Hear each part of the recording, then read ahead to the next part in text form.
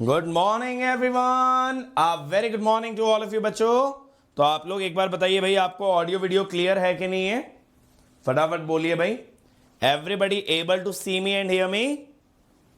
आप लोगों को ऑडियो वीडियो क्लियर है? चलिए,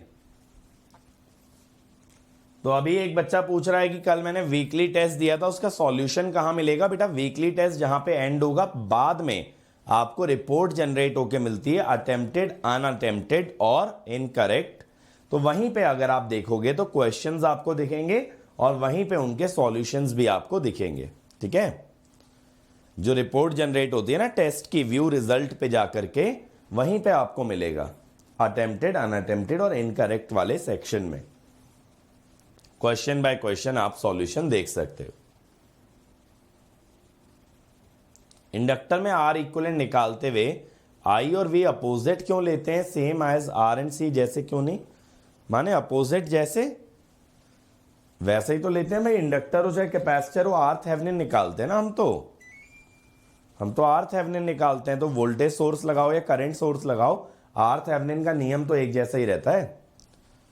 अगर तुम्हें यह लग रहा है कि मैंने उल्टा क्यों लिया करंट सोर्स, तो मैंने अगर किसी में आईएल दिखा रखा था और आईएल पे डिपेंडेंट कोई था तो मैं आईएल की डायरेक्शन में ही करंट सोर्स मान लिया, क्योंकि आर थेवेनिन का नियम यह कहता है कि हमें करंट सोर्स या वोल्टेज सोर्स ऐसा लेना है जो पावर डिलीवर करे। ये नहीं कहता कि ऊपर की तरफ ही दिखाना है, नीचे की तरफ ही दिखाना है, बस ऐसी पोलैरिटी या डायरेक्शन लो जिससे पावर डिलीवर हो जाए।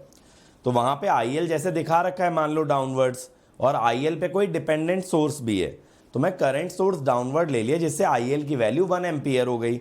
अगर मैं अपवर्ड्स लिया होता तो फिर मैं आईएल को -1 माना होता। वो माइनस साइन अवॉइड करने के लिए मैंने डाउनवर्ड्स ले लिया। ठीक है भाई कुशल, आप ले सकते थे बेटा अपवर्ड्स, कोई दिक्कत नहीं है। बस उससे क्या होता, आईएल की वैल्यू -1 होती, फिर डिपेंडेंट सोर्स की वैल्यू भी नेगेटिव आती तो आपको डिपेंडेंट सोर्स का डायरेक्शन भी रिवर्स करना होता। ठीक भाई, तो स्टार्ट करें नेक्स्ट सेशन। बताइए भाई, रेडी है सभी लोग? Are you guys ready for the first order circuit part 2? जल्दी बोलो चैट के अंदर एक बार। चलो फिर तो शुरू करते हैं यार। आज देखो हम लोग क्या पढ़ेंगे भाई, सोर्स वाला सीरीज आरसी सर्किट, सोर्स वाला पैरेलल आरसी, सोर्स वाला सीरीज आरएल और सोर्स वाला पैरेलल आरएल। ये 4 सर्किट मैं कराऊंगा सोर्स लगा करके, सीरीज और पैरेलल आरसी, सीरीज और पैरेलल आरएल। ठीक है, ये 4 सर्किट कवर होंगे। अब रिस्पांस की बात करते हैं फर्स्ट ऑर्डर सर्किट के। अब देखो यार, कल आप लोगों ने रिस्पांस देखा था विदाउट एनी सोर्स। आप ऐसा लिख रहे थे कि कैपेसिटर की वोल्टेज एक्सपोनेंशियली डीके हो रही थी, V0 e to the power -t/τ।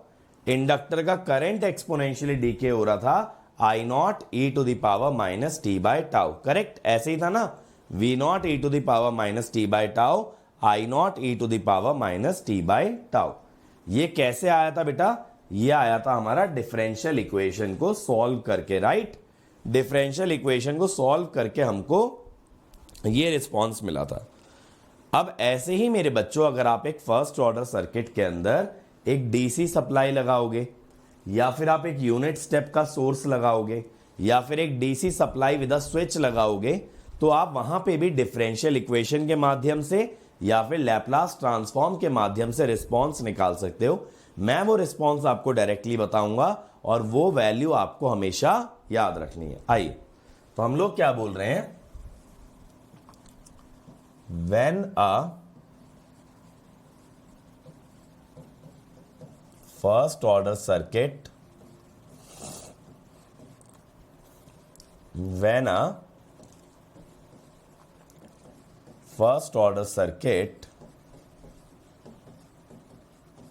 is excited by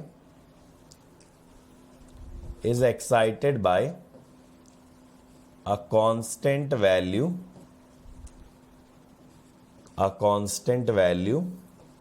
or DC source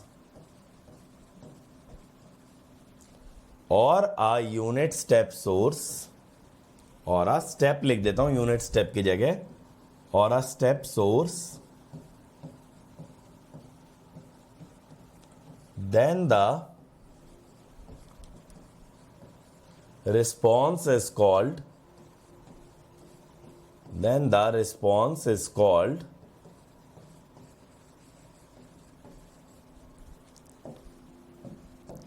step response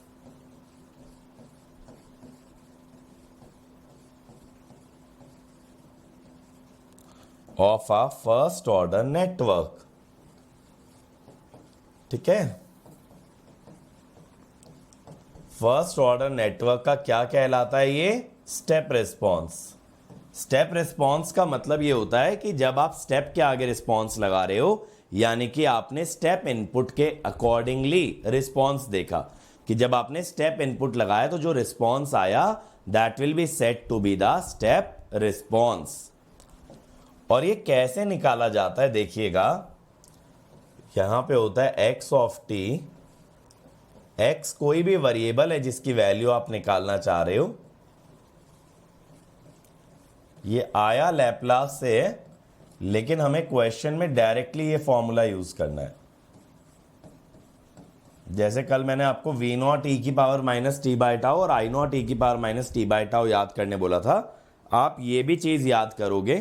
ठीक है, आप ये भी चीज याद करोगे। And this can be applied to even source free circuit. This can even be applied to a source free circuit। यानी कल वाले केसेस में भी ये चल जाएगा।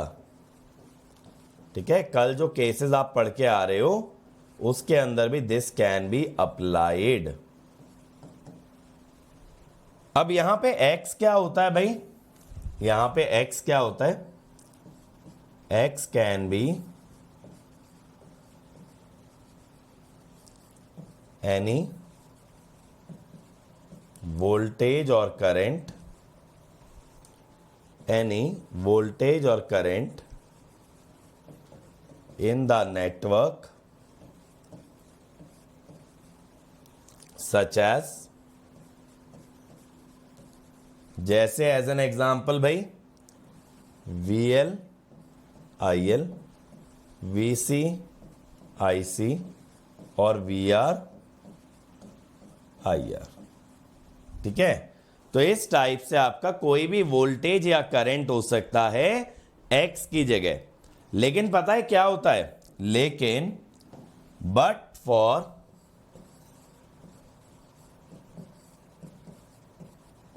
IL and VC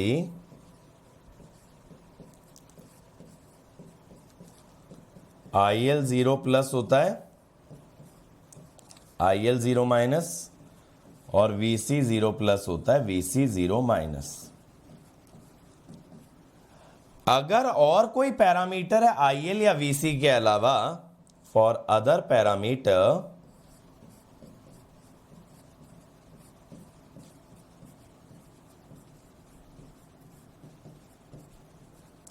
value at t equal to 0 plus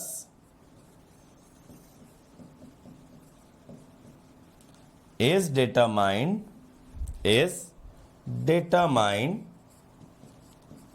by drawing the circuit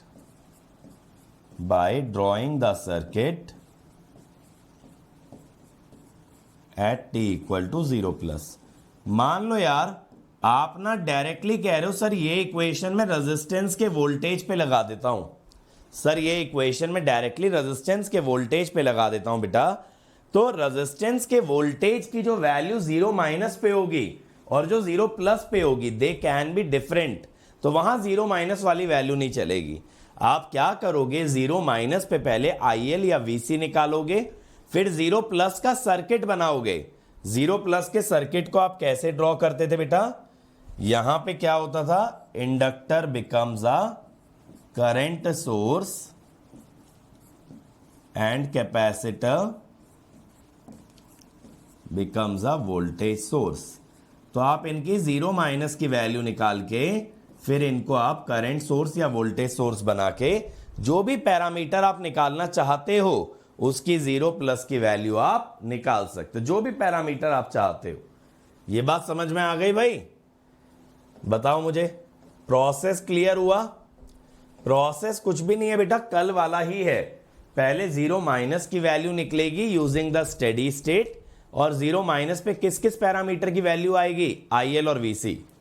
फिर 0 plus पे किसी भी पैरामीटर की वैल्यू निकालने के लिए 0 प्लस का सर्किट ड्रॉ करोगे, जिसमें इंडक्टर को बनाओगे करंट सोर्स, कैपेसिटर को बनाओगे voltage source, and then you will find the value at 0 plus and you will substitute in this equation.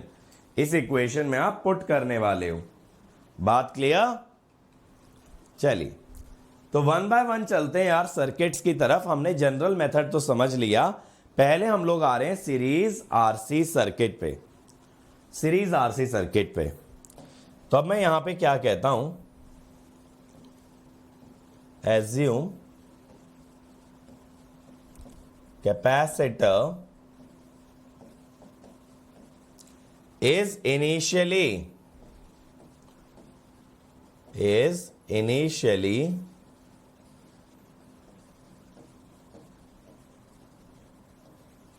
charged to V0।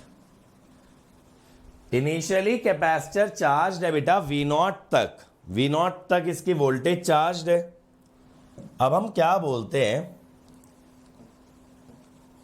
कि भाई अंडर स्टेडी स्टेट क्या होगा? Capacitor will be open. अगर capacitor open हो जाएगा तो कैपेसिटर की infinity पे वोल्टेज क्या हो जाएगी भाई? बताइए जरा। स्टेडी स्टेट में कैपेसिटर ओपन होगा तो इस सर्किट के हिसाब से क्या वोल्टेज होगी? जल्दी बोलो, इस सर्किट को देख के मुझे बताओ कैपेसिटर की स्टेडी स्टेट वोल्टेज। ड्रॉ करने की जरूरत पड़नी नहीं चाहिए वैसे।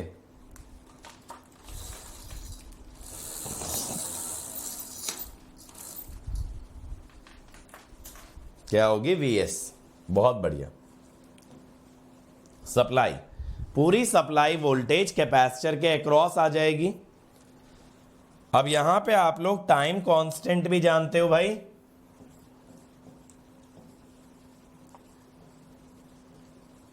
टाइम कांस्टेंट भी जानते हो, टाउ इक्वल टू RC। अब अगर आप सारी चीजें इक्वेशन में सब्स्टिट्यूट करेंगे, इक्वेशन ये थी ना जो x वाली लिखवाया हूं,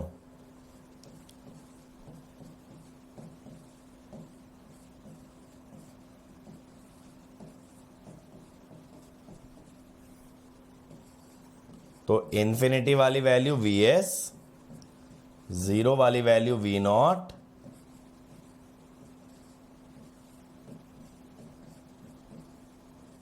e to the power minus t by RC। ठीक है, VS plus V0 minus VS e to the power minus t by RC। ये हो गया, यानी एक कांस्टेंट टर्म आ रही है और एक बेटा एक्सपोनेंशियली डीकेइंग टर्म आ रही है। यहां पे आप ये नोटिस कीजिएगा, ये जो कांस्टेंट टर्म आती है ना, इसको हम बोलते हैं स्टेडी स्टेट। क्या बोलते हैं बेटा? Steady state. और ये जो एक्सपोनेंशियली डीकेइंग टर्म है जो इवेंचुअली खत्म हो जाएगी, this is the transient. This is the transient. ठीक है, ये जो ट्रांजिएंट वाला पार्ट है, अगर आप इंफिनिटी डालोगे transient will become over, transient खत्म हो जाएगा, इसीलिए इसको ट्रांजिएंट बोला। और फाइनली जो वैल्यू रह जाएगी that is called as your steady state. ये समझ में आया रिस्पॉन्स? जल्दी बताओ, ये रिस्पॉन्स क्लियर हुआ? तो अब देखो, आप लोग कल क्या कर रहे थे? कल आप इनिशियल वैल्यू निकाल रहे थे, आप टाउ निकाल रहे थे, इक्वेशन लिख दे रहे थे। आज आप 3 वैल्यू निकालोगे, इनिशियल वैल्यू, फाइनल वैल्यू और टाउ, तब आप ये इक्वेशन लिखोगे। तो आपको 3 वैल्यूज चाहिए, 0 प्लस, इंफिनिटी एंड टाउ। तो देखो यार, कल के पहले लेक्चर में मैंने आपको सिखाया था इनिशियल और फाइनल वैल्यू निकालना, 0 प्लस और इंफिनिटी निकालना, और कल के सेकेंड लेक्चर में सिखाया था टाउ निकालना। तो कल के दोनों लेक्चर अगर कंबाइन कर लें तो we can always write this equation. इसमें कैपेसिटर चार्ज होगा या डिस्चार्ज? बेटा यहां पे चार्ज होगा, इनिशियल वोल्टेज वी नॉट है, फाइनल वी एस है, तो वी नॉट से वी एस तक चार्ज होगा। तो देखो यार, अगर कैपेसिटर का आप ग्राफ देखोगे, कैपेसिटर वोल्टेज का, आपने लिखा है ना V S plus V naught minus V S, ठीक है। तो यहां पे क्या होगा, capacitor exponentially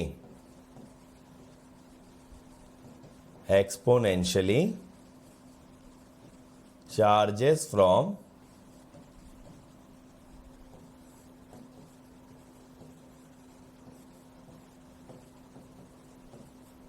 we naught to V S. तो देखिए यहां पे कैपेसिटर की इनिशियल वोल्टेज थी V naught, final voltage V S है, वी नॉट से वी एस की तरफ ये ग्रेजुअली चार्ज हो रहा है, ठीक है, ग्रेजुअली चार्ज हो रहा है।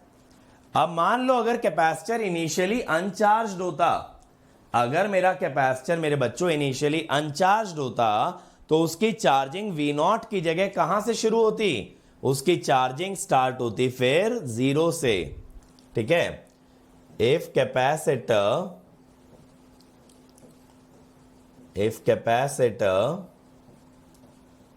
is initially uncharged, if capacitor is initially uncharged, तब बेटा आपका V नॉट आ जाएगा 0, तब आपका V नॉट आ जाएगा 0। और अगर आपका V नॉट 0 आ जाता है तो आपका VC कितना आ जाएगा, Vs प्लस 0 माइनस Vs। देखो ये इक्वेशन काफी पॉपुलर है, जैसे कल आप बोल रहे थे ना इनिशियल वोल्टेज इनटू ई की power minus T by tau, ऐसी चार्जिंग में ये इक्वेशन पॉपुलर होती है, Vs 1 minus e to the power minus T by tau. तो ये इनिशियली 0 रहेगा और ये स्टेडी स्टेट में कहां जाएगा बेटा, Vs तक जाएगा। तो ये जो आपका रिस्पॉन्स आया ना, this is said to be the zero state response. कल आपने क्या निकाला था बेटा, जीरो इनपुट रिस्पॉन्स, क्योंकि सोर्स फ्री सर्किट था ना, जीरो इनपुट रिस्पॉन्स। तो this is the zero state response, जहां पे इनिशियल कंडीशन आपकी 0 है, कल इनपुट 0 था, तो that was called as the zero input response, ठीक है। तो अगर आप ये देखोगे ना,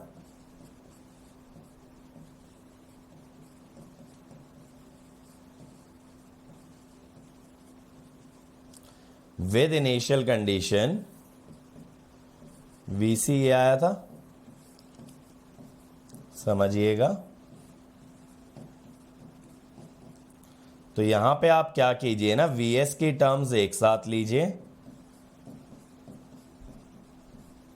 और V नॉट की एक साथ। अब अगर बेटा आप इनपुट 0 कर दोगे, यानी Vs 0 कर दोगे, तो सिर्फ ये बचेगा। तो ये टर्म है जीरो इनपुट रिस्पॉन्स और ये टर्म है जीरो स्टेट रिस्पॉन्स, ठीक है। और अगर यही इक्वेशन देखोगे तो कांस्टेंट टर्म है स्टेडी स्टेट और एक्सपोनेंशियल वाली है ट्रांजिएंट। मैंने आपको यही तो बताया था कि आप एक ही रिस्पॉन्स को ट्रांजिएंट और स्टेडी स्टेट में भी ब्रेक कर सकते हो, या फिर जीरो स्टेट रिस्पॉन्स और जीरो इनपुट रिस्पॉन्स में भी ब्रेक कर सकते हो। क्लियर हो गई ये बात, बताइए भाई, क्लियर हुई कि नहीं हुई। इसको जीरो स्टेट रिस्पॉन्स क्यों बोला, क्योंकि इनिशियल कंडीशन यानी वी नॉट को 0 कर दो तो बस ये बचेगा। इसको जीरो इनपुट रिस्पॉन्स क्यों बोला, क्योंकि अगर Vs को 0 कर दो तो बस आपके पास सेकेंड टर्म बचने वाली है, ठीक है, बस सेकेंड टर्म बचेगी। आगे बढ़ा जाए भाई। अब कैपेसिटर का करंट कितना होगा, कैपेसिटर का करंट कैसे निकालेंगे भाई, C dVc बाय dt। मैं कौन सा रिस्पॉन्स लेके चल रहा हूं अब यहां पे, जीरो इनिशियल कंडीशन वाला। आगे के सभी पैरामीटर के लिए अगर इनिशियल कंडीशन गिवन हो तो टोटल वाला ले लेना, बट मैं जीरो इनिशियल कंडीशन वाला ले रहा हूं। पहली टर्म का डेरिवेटिव 1 का डेरिवेटिव 0, एक्सपोनेंशियल का माइनस माइनस प्लस,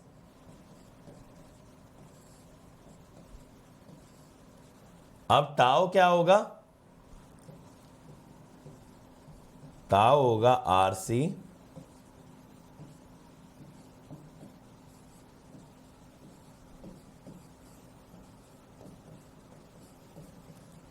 तो यहां पे क्या मिला भाई? यहां पे ये हमको मिला that current exponentially decays, current exponentially decays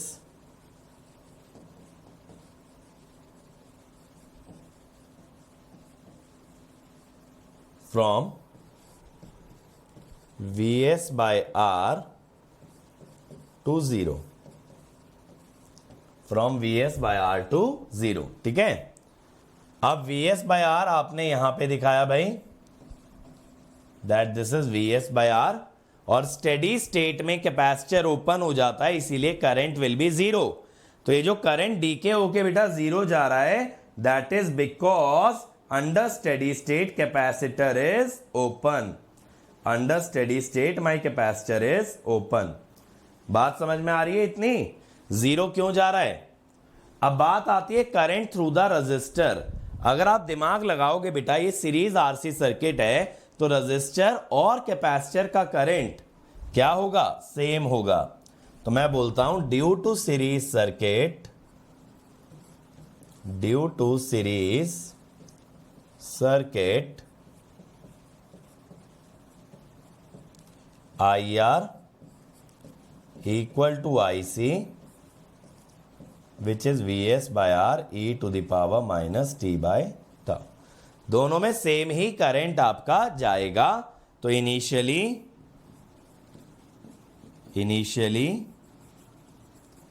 current is maximum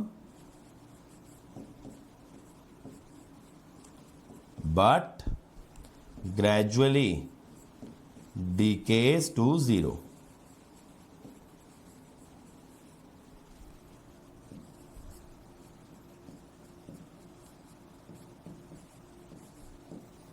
ठीक भाई।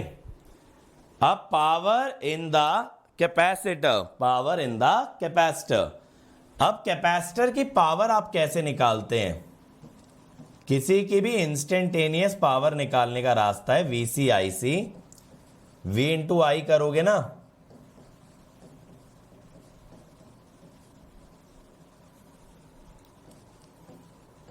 IC होता है Vs by R, ये हुआ।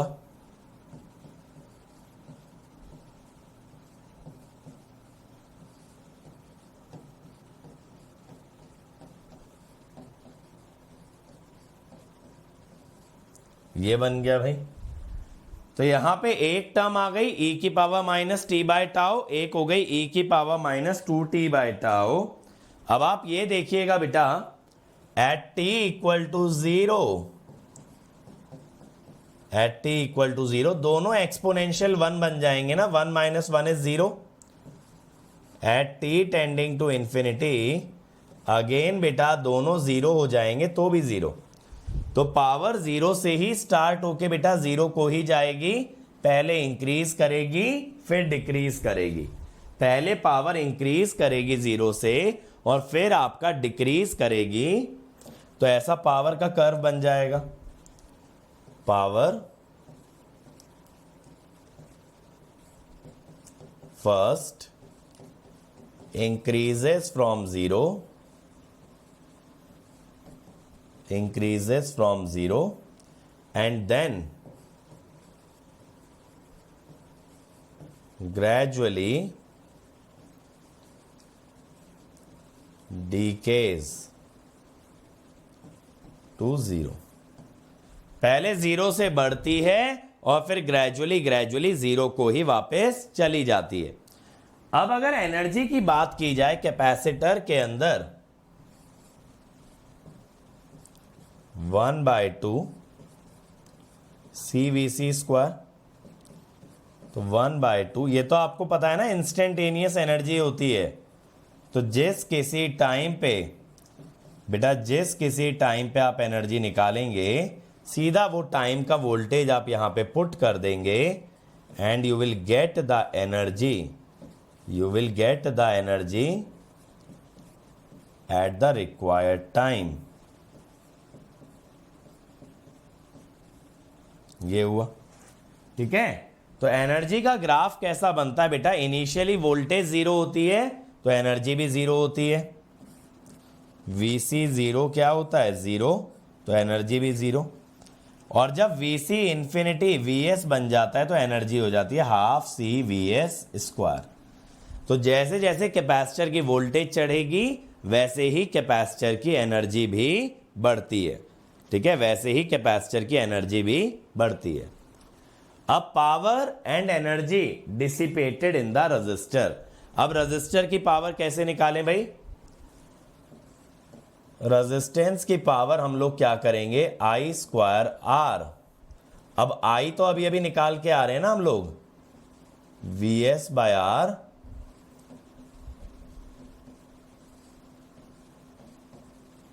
ठीक है। तो ये हो गया Vs स्क्वायर बाय आर,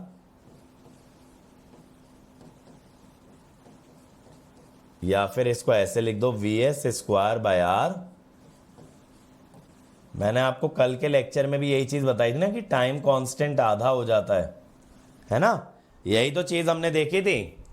अब अगर आप एनर्जी डिसिपेटेड की बात करेंगे,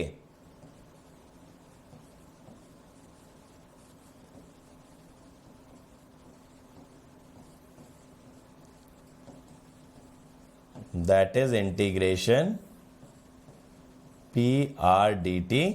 अगर आप कहेंगे सर हमको तो 0 से t तक चाहिए, तो 0 से t तक आप कर लीजिए, ठीक है, कि 0 से t तक कितनी एनर्जी डिसिपेट हो रही है। नहीं बेटा, शॉर्ट नोट्स में डालने की जरूरत नहीं है, क्योंकि अगर आपको जनरल एक्सप्रेशन पता है तो आप ये देखो मैं बाकी के पैरामीटर निकाल कैसे रहा हूं, ठीक है, बाकी के पैरामीटर मैं निकाल कैसे रहा हूं, मेथड देखो, रिजल्ट नहीं। अब ये देखिएगा, पावर का ग्राफ जो आप ड्रॉ कर रहे हो, तो इनिशियली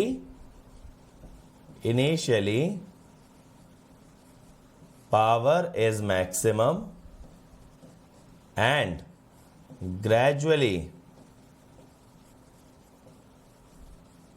ग्रेजुअली डिकेज टू 0, ठीक है, with time constant tau by 2।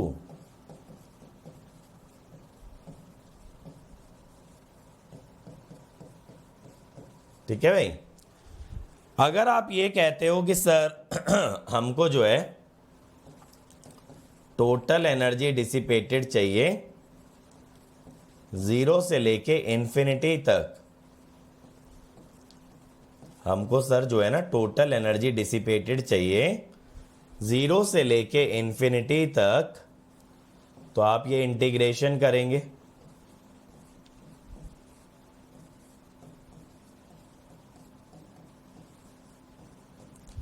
Exponential का इंटीग्रेशन क्या होता है भाई, एक्सपोनेंशियल ही होता है।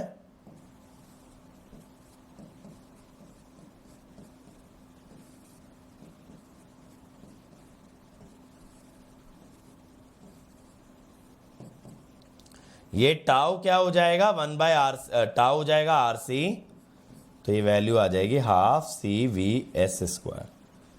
यानी जितनी एनर्जी कैपेसिटर ने स्टोर की उतनी ही एनर्जी आपकी रेजिस्टेंस के अंदर भी बेटा डिसिपेट हो गई। बात समझ में आ रही है, जितनी एनर्जी कैपेसिटर ने स्टोर की एग्जैक्टली उतनी ही एनर्जी रेजिस्टेंस में डिसिपेट भी हो गई, ठीक है भाई, उतनी एनर्जी डिसिपेट भी हो गई। बट यही काम मैं कर सकता था एनर्जी कंजर्वेशन से। किससे कर सकता था,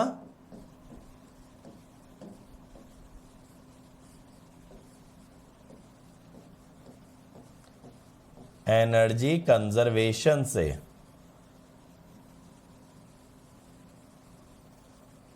कल बताया था ना एनर्जी कंजर्वेशन, कल मैंने कैसे बताया था, कल मैंने ऐसे बताया था कि भाई जितना एनर्जी कैपेसिटर लूज करेगा वही एनर्जी आपकी रेजिस्टेंस में डिसिपेट होगी। लेकिन यहां सिर्फ R और C नहीं है, यहां 3 एलिमेंट है, सप्लाई भी है, रजिस्टर भी है और कैपेसिटर भी है। यहां 3 एलिमेंट है, सोर्स, R एंड C। तो यहां पे एनर्जी कंजर्वेशन में मैं क्या कहता हूं, देखिएगा कि work done by source is equal to energy dissipated in R plus energy stored in C. Source जितना भी वर्क करेगा वो आर और सी को ही तो दे देगा एनर्जी, वो अपनी एनर्जी आर और सी को ही तो देगा। तो work done by the source equal to the energy dissipated in R plus energy stored in C. ठीक है, ये होगा हमारे पास रिलेशन। अब बात है सोर्स का वर्क डन कैसे निकालें। अब देखिएगा बेटा, कैपेसिटर पे कितना चार्ज आएगा। अगर मैं यहां पे बोलूं चार्ज ऑन कैपेसिटर,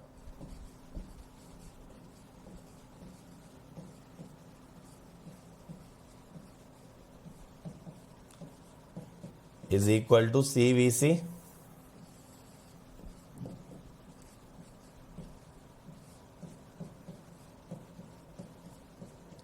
ये आया, ठीक है। इनिशियल चार्ज कितना होगा भाई, इनिशियल चार्ज इज 0। तो चार्ज कितना आया सोर्स से, या चार्ज बैटरी ने कितना दिया कैपेसिटर को, तो इतना दिया ना। यही चार्ज कहां से आया होगा, बैटरी से।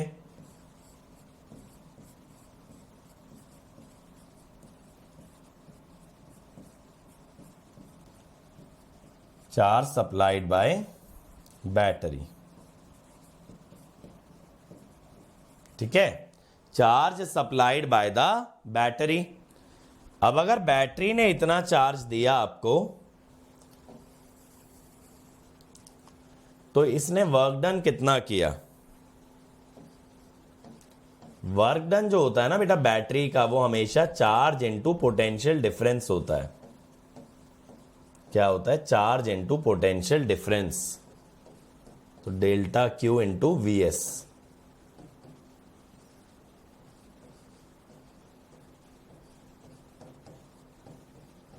इतना वर्क डन हुआ ठीक है, इतना वर्क डन हुआ भाई। फिर एनर्जी कैपेसिटर में कितनी स्टोर हुई,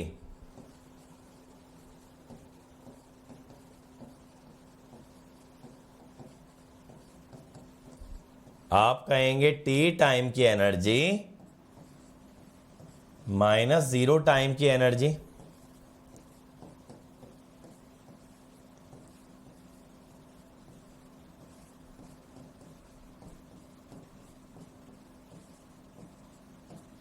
जीरो टाइम पे एनर्जी 0 है। तो अब रेजिस्टेंस में डिसिपेटेड एनर्जी, जो रेजिस्टेंस में डिसिपेट हो रही है, वो कैसे निकाल लोगे भाई, वर्क डन बाय बैटरी, जो भी आपका बैटरी का वर्क डन है, माइनस जो आपका कैपेसिटर में एनर्जी स्टोर हुआ। ठीक है, इस तरह से इंटीग्रेशन से बच जाएंगे भाई। क्लियर हो गई मेरी बात। तो ये इंपॉर्टेंट है बेटा कि कैसे आप इंटीग्रेशन अवॉइड कर सकते हो when trying to determine the energy dissipated by the resistor. ठीक है, तो देखो यार, at t tending to infinity source का वर्क डन कितना है,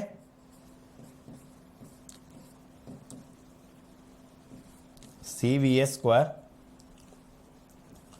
कैपेसिटर की स्टोर्ड एनर्जी अगर t को इंफिनिटी डालोगे एक्सपोनेंशियल हो जाएगा 0, हाफ CVS स्क्वायर, जिसका मतलब रेजिस्टेंस की एनर्जी डिसिपेटेड दोनों का सम कितनी हो जाएगी, हाफ CVS स्क्वायर। तो अगर आप एफिशिएंसी निकालें, energy stored by work done, that is 50%। यानी कि इंफिनिटी टाइम पे देखोगे तो सप्लाई से आने वाली आधी एनर्जी कैपेसिटर में जाएगी और आधी एनर्जी रेजिस्टर में डिसिपेट हो जाएगी। इसीलिए एफिशिएंसी कितना बना 50%। बात क्लियर हुई। इन्फिनिटी टाइम पे देखें तो कैपेसिटर में आधी एनर्जी स्टोर हुई और आधी डिसिपेट हो गई, जिससे आपकी एफिशिएंसी बनी 50%। ठीक है, अब आ जाओ भाई पैरेलल आरसी सर्किट पे। आप पैरेलल आरसी सर्किट से क्या कर सकते हो, आप सोर्स ट्रांसफॉर्म करके बना सकते हो series RC circuit, source transformation से। और देखो यार, पैरेलल सर्किट में हम लोग हमेशा करंट सोर्स दिखाते हैं, क्योंकि अगर यहां मैंने वोल्टेज सोर्स दिखाया होता, समझिएगा, अगर यहां मैंने वोल्टेज सोर्स दिखाया होता मेरे भाई, तो क्या होता, कैपेसिटर की वोल्टेज फिक्स हो जाती।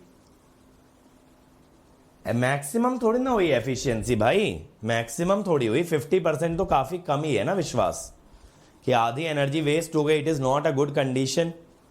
अब सुनिएगा, अगर मैं यहां वोल्टेज सोर्स दिखाता तो कैपेसिटर की वोल्टेज पहले ही फिक्स हो जाती, तो ट्रांजिएंट का तो सवाल ही नहीं उठता। यहां हमने करंट सोर्स दिखाया और सोर्स ट्रांसफॉर्म करके क्या बना दिया, एक सीरीज आरसी सर्किट बना दिया। क्या बना दिया बेटा, सीरीज आरसी सर्किट। अब आप यहां पे एज्यूम कर लीजिए कि VC0 इज V0, और यहां VC इंफिनिटी कितना आ जाएगा भाई, सप्लाई के बराबर आता है ना, सप्लाई के बराबर आता है, तो IS इंटू आर, सप्लाई के बराबर आता है, इसीलिए IS इंटू आर आ जाएगा। करेक्ट बात है। तो आप VC का इक्वेशन लिख सकते हो, कैसे लिखोगे, steady state value plus initial value minus steady state value, ये लिखोगे। लेकिन बेटा आप कैपेसिटर के अलावा सोर्स का पैरामीटर यहां से नहीं निकाल सकते। मैंने आपको यह चीज बताई थी कि सोर्स ट्रांसफॉर्मेशन का लिमिटेशन होता है कि उससे लोड का पैरामीटर तो सही आता है, लोड यहां पे कैपेसिटर को ट्रीट करो, लेकिन सोर्स के पैरामीटर सही नहीं आते हैं। ठीक है, मैं क्या बोल रहा हूं यहां से, but we cannot determine source parameters from transformed circuit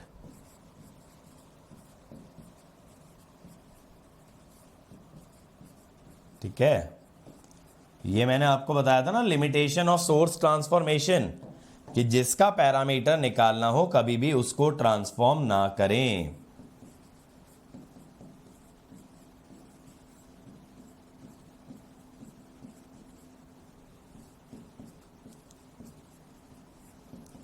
ठीक है, चलो एक क्वेश्चन मैं कराता हूं, फिर आप करना अगले वाला।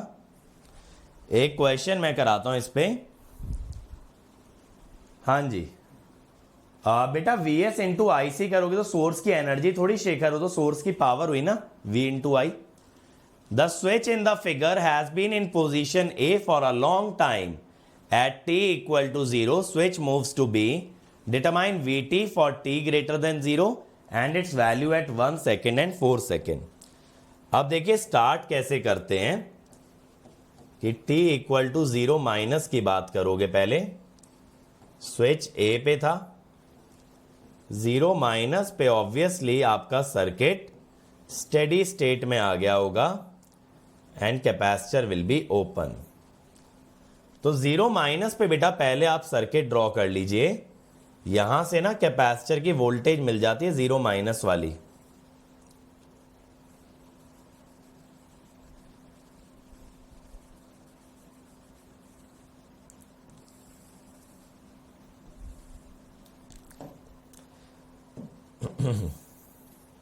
थ्री 5, यहां पे कैपेसिटर है। राइट वाले सर्किट का तो कोई रोल ही नहीं रहेगा जब स्विच ए पे है ना, स्विच ए पे है तो राइट वाला सर्किट तो ओपन ही हो गया। अब मुझे बताओ यहां पे VC 0 माइनस कितना आया भाई, ये हो गया 24 इंटू 5/8 15 वोल्ट। अब देखिए t ग्रेटर देन 0 पे आपका स्विच आ गया B पे, तो लेफ्ट वाला सर्किट डिस्कनेक्ट हो गया, तो आपके पास सर्किट ये बचा।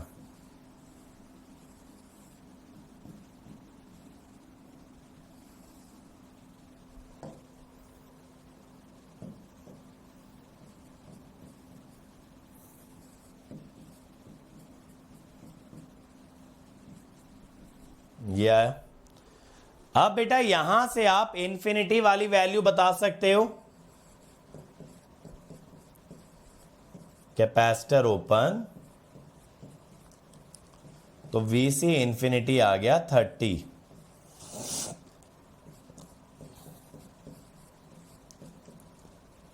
टाउ हो गया RC 1 सेकेंड। अब आपको सारे पैरामीटर तो मिल गए भाई। इंफिनिटी पे 30, 0 पे 15, तो 30 माइनस 15 ये आ गया। ठीक है, अब आप इसमें 1 और 4 सेकेंड डाल के आंसर निकाल सकते हैं। बताइए क्लियर है? 1 और 4 सेकेंड डाल के आप वैल्यू निकाल सकते हो ना। चलो, तो आप लोग ये वाला क्वेश्चन बनाइए, ये वाला क्वेश्चन बनाइए next. And just excuse me for a minute, just excuse me for a minute, आप ये क्वेश्चन बनाइए।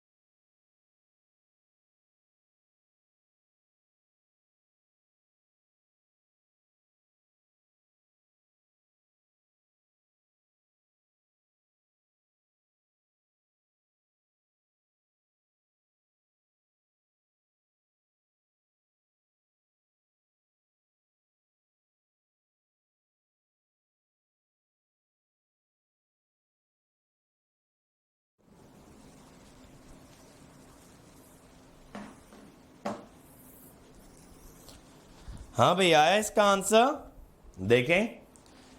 Determine Vt for t greater than 0, assume that the switch has been open for a long time and closed at t equal to 0। तो देखिए भाई t equal to 0 minus पे मेरा switch open रहा होगा, करेक्ट। आप ये कहेंगे कि 0 माइनस पे circuit would be in steady state. अगर सर्किट स्टेडी स्टेट में है तो मेरा कैपेसिटर भी ओपन रहा होगा, ठीक है।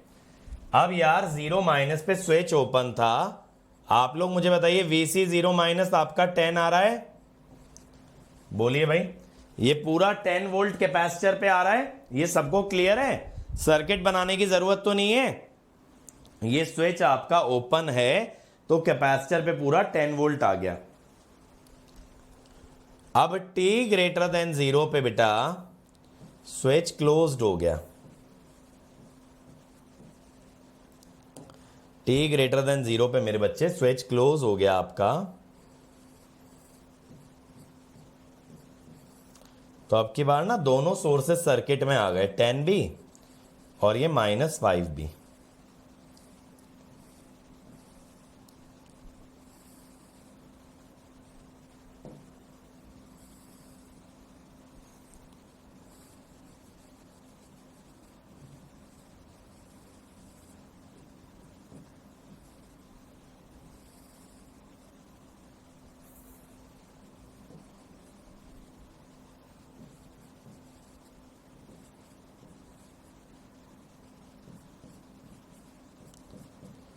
ठीक है भाई।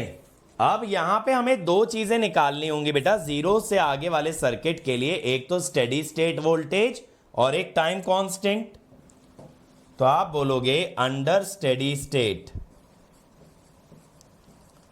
अंडर स्टेडी स्टेट आपका कैपेसिटर ओपन हो जाएगा। तो Vc चाहिए, नोडल लगा लो ना कैपेसिटर को ओपन करके, Vc -10/2 प्लस Vc -5/6। 6 आपने एलसीएम ले लिया तो 3 और 4 30 35।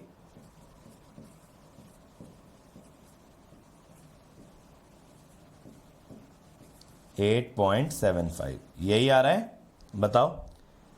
इन्फिनिटी पे 8.75 आ रहा है क्या? अरे +5 होगा यार, तो -30 + 5 25 हो जाएगा, 6.25 एक्चुअली यही आ रहा है 6.25। ओके, अब टाउ के लिए R इक्विवेलेंट निकालिए बेटा C के अक्रॉस। उसके लिए आप क्या करेंगे, वोल्टेज सोर्सेस को शॉर्ट कर देंगे, तो ये 2 ओम पैरेलल 6 ओम आ जाएगा, तो दैट इज 1.5 ओम, 1.5 ओम। ठीक है, यहीं पे निपटा देते हैं सवाल। अब देखो 0 वाली वैल्यू मिल गई, इन्फिनिटी वाली मिल गई, टाउ हो जाएगा R into C, R into C 1/3, 0.5 second. VC is VC infinity plus 0 minus infinity e की power -t/0.5, 6.25 plus 3.75 e to the power -2t। अब एट t इक्वल टू 0.5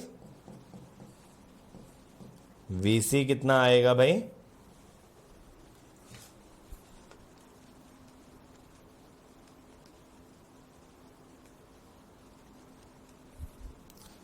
$7.629 यही आ रहा है, जल्दी बताओ, यही आ रहा है 7.629 सभी का। चलो अगला करो जरा, VC and IC for t greater than equal to 0। VC and IC for t greater than equal to 0, come on. ये u ऑफ -t है, देखो जिन लोगों को यूनिट स्टेप के बारे में नहीं पता मैं बता दूं, u ऑफ t के केस में क्या होता है, ये 1 रहता है for t greater than 0 and it remains 0 for t less than 0। u of minus t इसका रिवर्सल है, इससे उल्टा है, यहां पे 1 होता है for t less than 0 and it is 0 for t greater than 0। ठीक है, तो u ऑफ माइनस t का मतलब ये हुआ यहां पे बेटा कि this source exist for t less than 0। ये सोर्स जो है ना 0 से पहले पहले लगा हुआ है, 0 के बाद ये सोर्स का वैल्यू 0 चला जाएगा। करिए जरा इसको।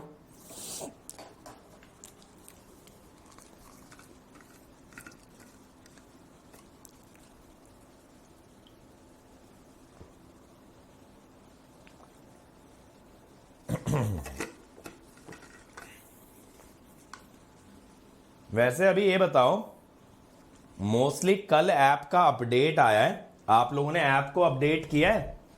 ऐप को एक बार अपडेट करो और मुझे ये चेक करके बताओ कि रेज हैंड का इशू अभी भी किस किस के में आ रहा है। अगले सेशन में ना ऐप अपडेट कर लेना, बीच में जो ब्रेक मिलेगा, और फिर अगले सेशन में मुझे बताइएगा।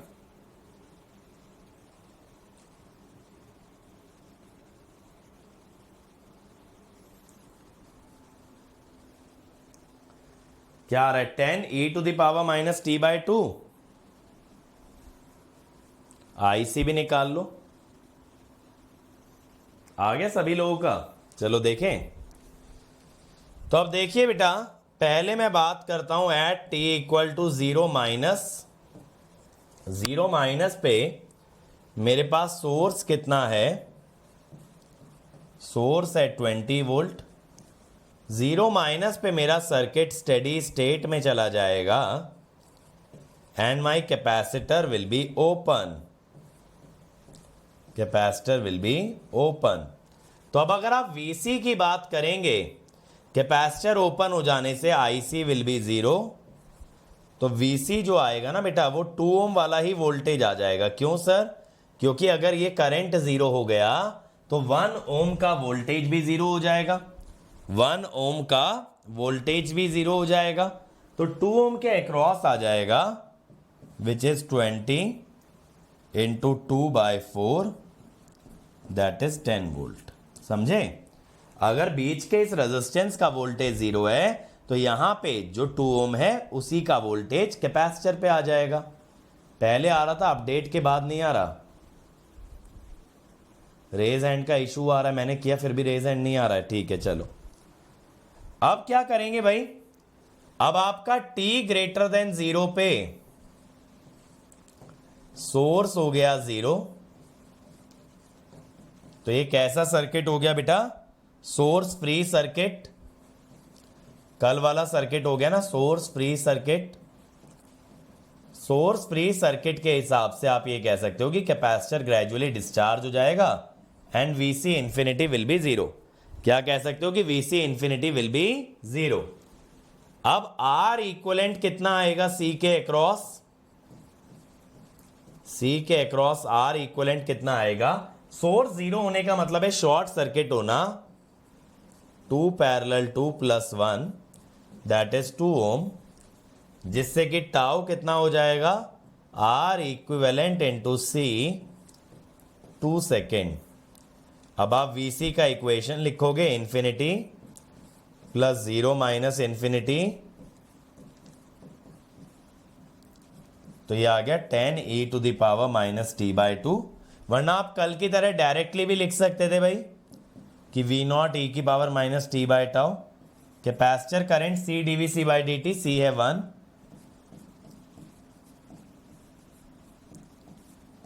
तो यहां पे करंट का जो वैल्यू आएगा ना वो नेगेटिव आएगा, वो इसलिए कि कैपेसिटर आपका डिस्चार्ज हो रहा है, तो current is leaving the positive terminal. Capacitor आपका डिस्चार्ज होगा तो current will be leaving the positive terminal. ठीक है, ये क्लियर हो गया? ये क्लियर हो गया भाई? जल्दी बताइए, क्लियर सभी को? चलो तो अगला ट्राई करें भाई। Consider the network shown in the figure, determine VC IC and I. आपको इनिशियल वैल्यू पहले ही दे दिया 0 है। अच्छा, मतलब जिनका नहीं आ रहा था अपडेट के बाद आ गया, और जिनका आ रहा था उनका अपडेट के बाद गायब हो गया। बढ़िया काम है। आधे साल आधे बच्चों का आएगा, आधे साल बाकी आधों का आएगा। सभी लोग सेटिस्फाइड या सभी लोग डिससेटिस्फाइड? भेदभाव नहीं होना चाहिए, है ना।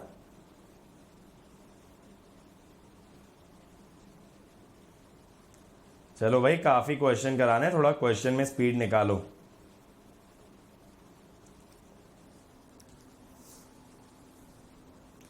मजा आ रहा है वैसे ट्रांजिएंट के क्वेश्चन बनाने में? बताओ।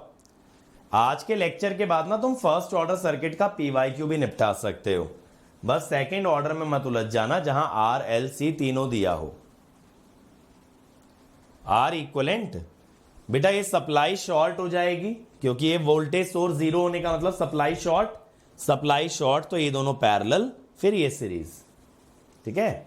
सोर्स आपका वोल्टेज सोर्स है ना, वोल्टेज सोर्स 0 जाने का मतलब होता है वोल्टेज सोर्स का शॉर्ट सर्किट होना। चलिए,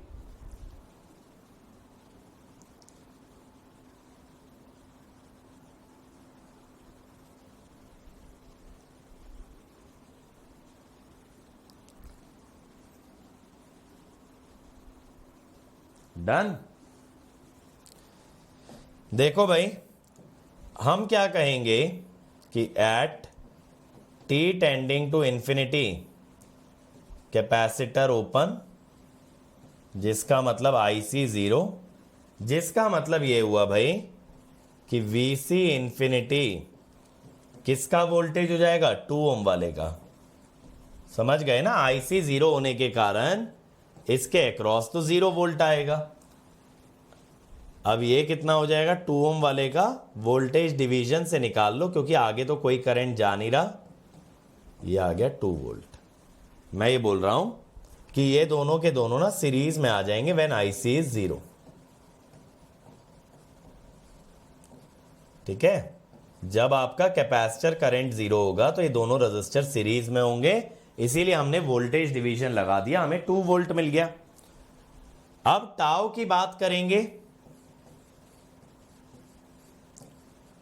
टाउ की बात करेंगे तो आर इक्विवेलेंट जब निकाल रहे हो तो आप क्या करेंगे? आप शॉर्ट करेंगे 4 वोल्ट के सोर्स को,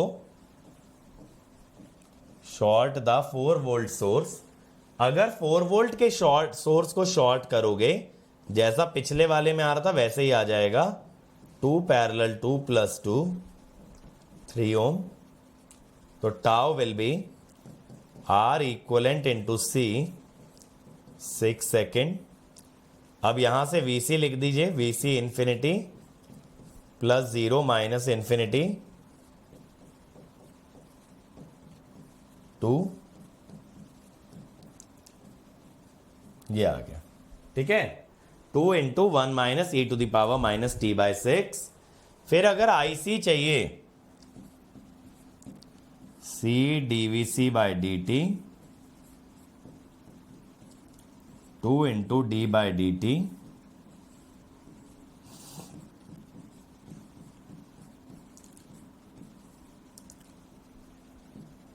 4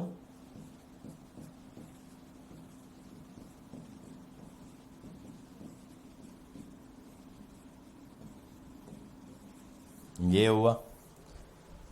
अब इसके बाद आई, इसके बाद अगर आपको आई चाहिए तो आई आप कैसे निकाल सकते हो भाई? आई का कोई डायरेक्ट तरीका, मेरे पास आईसी भी है और वीसी भी है। हाँ, ऐसे निकाल लो। ये जो 2 ओम का वोल्टेज है, ये वीसी प्लस आईसी इंटू 2 हो जाएगा, ये वाला। तो आई हो जाएगा वी 2 ओम बाय 2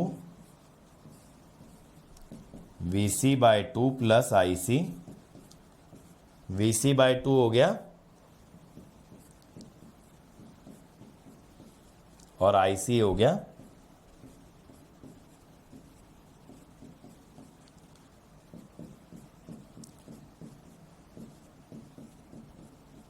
ठीक है, ये आ गया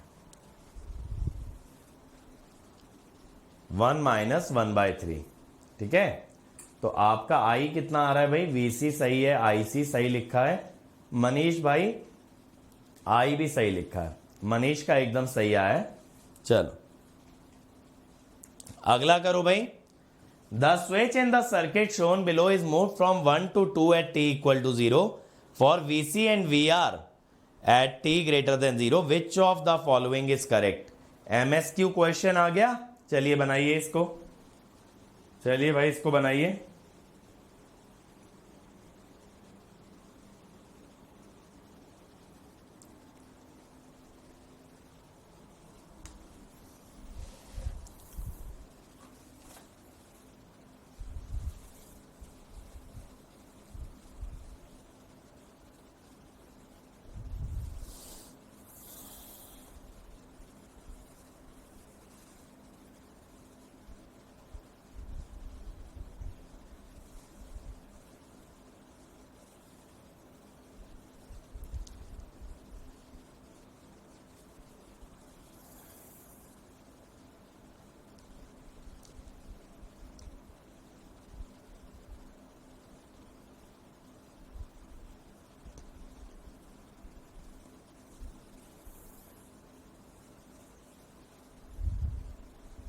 चलो भाई फटाफट बनाओ इसको।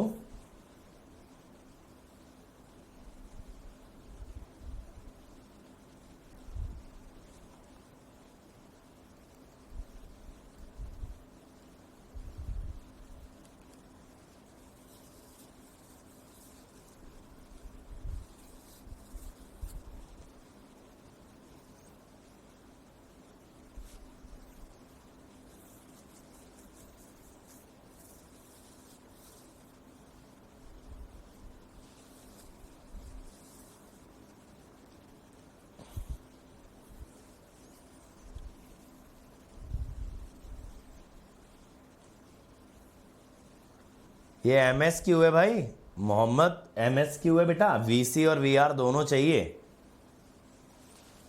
चलो करें इसको सॉल्व। देखो at t equal to 0 minus, switch आपका कहां पे है, 1 पे है, सर्किट होगा स्टेडी स्टेट में, कैपेसिटर होगा ओपन। अब बेटा जब स्विच 1 पे है, कैपेसिटर ओपन है, तो आप Vc 0 माइनस बता सकते हो ना, सप्लाई के बराबर होगा 100 वोल्ट, सिंपल। अब ऐसे ही at t tending to infinity switch आ गया 2 पे। अब यहां पे भी तो सर्किट स्टेडी स्टेट में ही होगा, यहां पे भी तो सर्किट आपका स्टेडी स्टेट में ही होगा, तो यहां पे भी आपका कैपेसिटर ओपन हो गया। अब लेकिन सप्लाई है -50, तो Vc इंफिनिटी हो गया -50, ये हो गया। और टाउ सिंपली हो जाएगा R इंटू सी, 5000 इंटू 1 माइक्रोफैरेड, यानी कि 5 मिली सेकेंड। ठीक है भाई, अब Vc लिख देते हैं यार, Vc infinity plus 0 minus infinity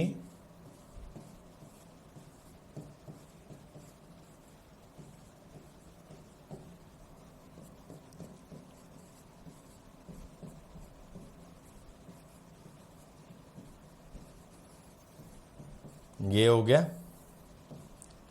ठीक है, -50 प्लस 150, तो बी तो आ ही गया। अब वी आर कैसे निकालें यार, केवीएल लगा लो। ठीक है, करंट वरेंट में मत पड़ो, -50 केवीएल ऐसे लगा रहा हूं, plus V R minus VC, तो वी आर हो गया वीसी प्लस 50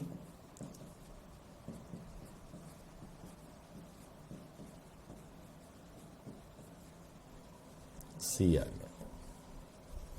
तो answer will be B and C. बहुत बढ़िया, यहां डायरेक्टली केवीएल से आ जाएगा वी आर। चलो एक लास्ट क्वेश्चन, फिर नेक्स्ट सर्किट पे चल रहे हैं, आरएल सर्किट पे जाएंगे। Find the current response for IT for t greater than 0। ये वाला देखो मैं कराऊंगा, एक सिंपल आरसी सर्किट है, यहां सप्लाई लगाइए 10 वोल्ट की, कितने ड्यूरेशन के लिए? 1 सेकेंड के लिए, 1 सेकेंड के लिए। तो देखो हम लोग क्या कहते हैं, before t equal to 0 source is 0। Source का वैल्यू आपका ना 0 चल रहा है, इसीलिए कैपेसिटर का इनिशियल वैल्यू, कैपेसिटर वोल्टेज का इनिशियल वैल्यू विल बी 0। कोई सप्लाई नहीं थी ना सर्किट के अंदर भाई, 0 के पहले सप्लाई ही नहीं थी। अब आप देखिए 0 से 1 सेकेंड में, 0 से 1 सेकेंड में क्या क्या मिलेगा? Vc का 0 वैल्यू 0 है, सोर्स है आपका बेटा 10 वोल्ट, तो Vc इंफिनिटी ये हो गया 10, टाउ विच इज RC ये हो गया 1 सेकेंड। कितना हो गया? 1 सेकेंड। अब Vc कितना होगा? इंफिनिटी प्लस 0 माइनस इंफिनिटी, ठीक है। इंफिनिटी माने स्टेडी स्टेट वैल्यू, सिंपल आपने ऐसे लिख दिया, ये आ गया। आप यहां से IC भी लिख सकते हो, C dVc by dt, C तो 1 है तो ये 10 आ जाएगा, ये आया IC। क्लियर हो गई इतनी बात? अब लेकिन 1 सेकेंड पे सोर्स हट जाएगा ना भाई, 1 सेकेंड पे सोर्स हट जाएगा, तो 1 सेकेंड पे Vc का वैल्यू कितना होता है? मेरे ख्याल से 66.32 आ जाएगा।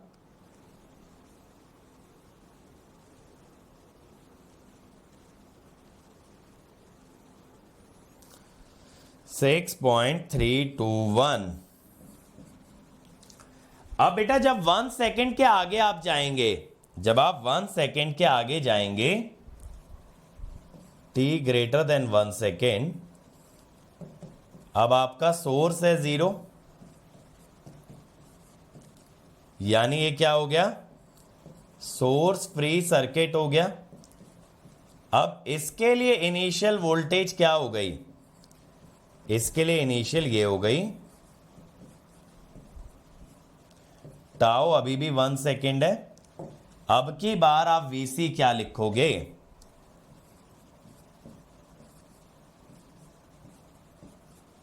e to the power minus t. और एक्चुअली हमें क्या लिखना चाहिए Vc को? यहां पे मैंने बताया था ना, ये 1 से स्टार्ट हो रहा है तो 1 की शिफ्टिंग कर देना, तो ये t माइनस 1 आना चाहिए, ठीक है। अब यहां पे आप फिर से करंट डिफरेंशिएट करके आप करंट निकाल सकते हो, it will be minus 6.32 e to the power minus t minus 1, ये करंट आ जाएगा। तो करंट के दो इक्वेशन आ गए, एक 0 से 1 सेकेंड और एक 1 सेकेंड के आगे।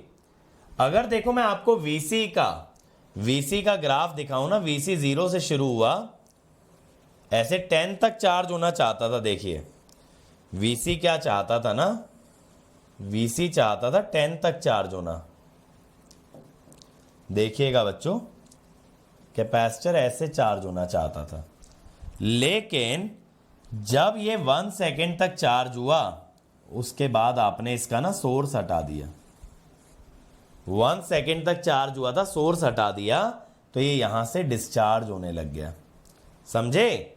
कैपेसिटर जाना चाहता था 10 तक, लेकिन बीच में ही मेरे बच्चों आपने सोर्स हटा दिया, तो वहां से कैपेसिटर डिस्चार्ज होना स्टार्ट हो गया। मुझे बताओ क्लियर हुआ?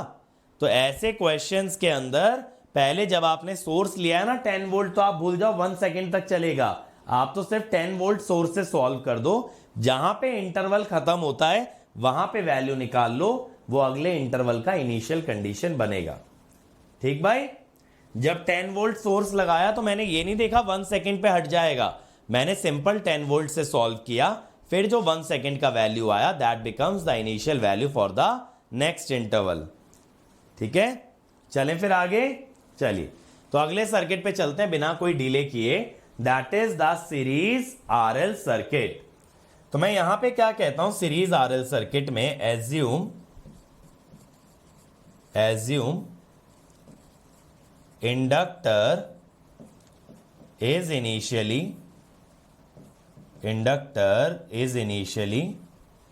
charged to a current I naught, charged to a current I naught। ठीक है जी, इंडक्टर को ये मान लो इनिशियली आई नॉट तक चार्ज्ड है। अब बेटा सबसे पहले स्टेडी स्टेट वैल्यू,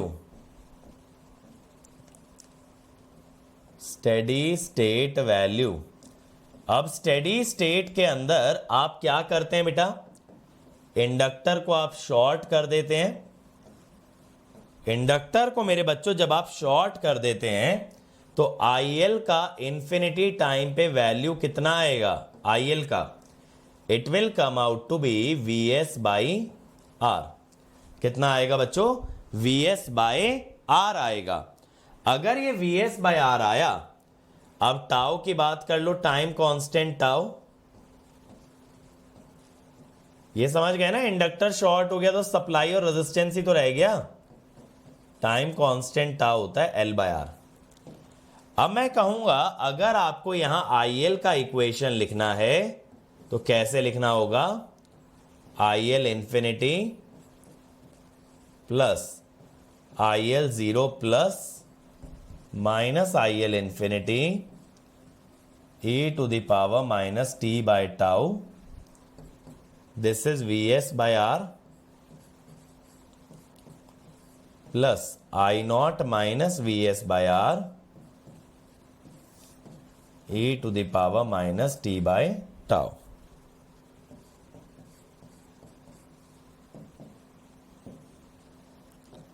तो ये बन गया ना,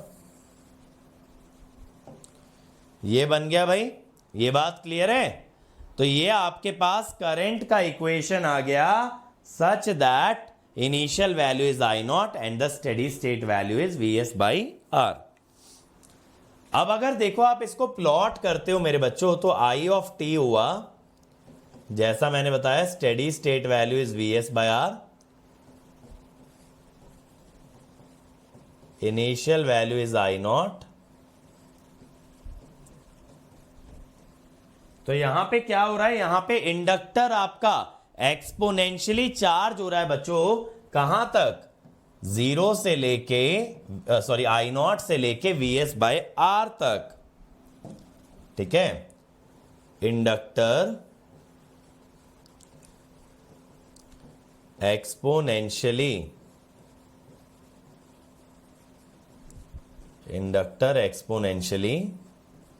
charges from 0 current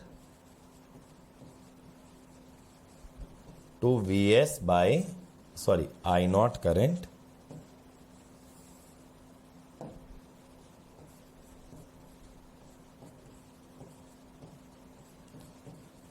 from I naught to VS by R। Clear हो गई बात। अगर इनिशियल कंडीशन नहीं गिवन होगी, विदाउट इनिशियल कंडीशन, इस बात का क्या मतलब होता है, इस बात का मतलब होता है बेटा I नॉट इज 0, तो इंडक्टर का जो करंट हो जाता है VS बाय R प्लस आपका इनिशियल करंट 0 होगा e to the power minus t by tau.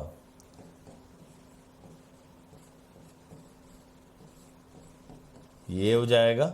मैंने इसका नाम भी बताया था ना आरसी सर्किट में, इसको क्या बोलोगे, इनिशियल कंडीशन 0 कर रहे हो, ZSR, ZSR।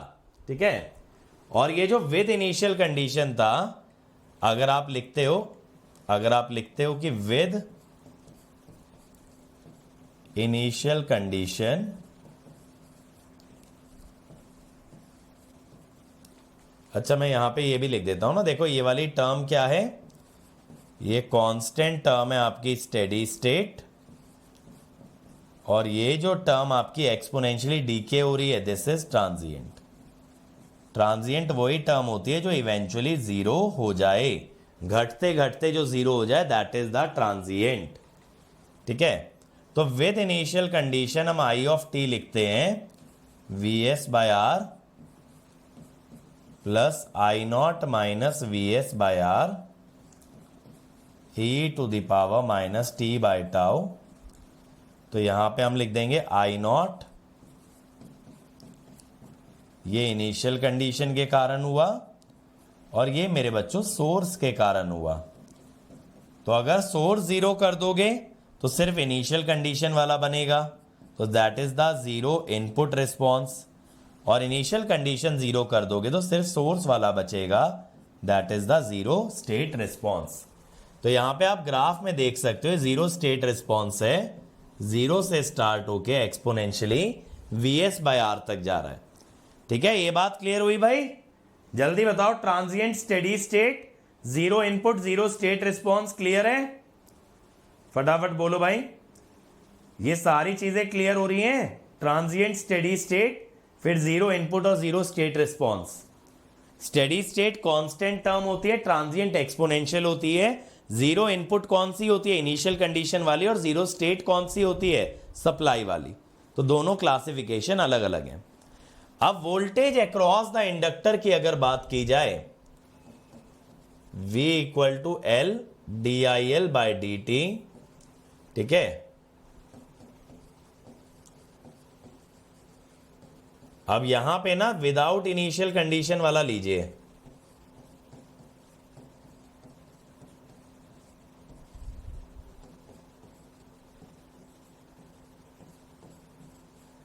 वन का डेरिवेटिव जीरो हो जाएगा।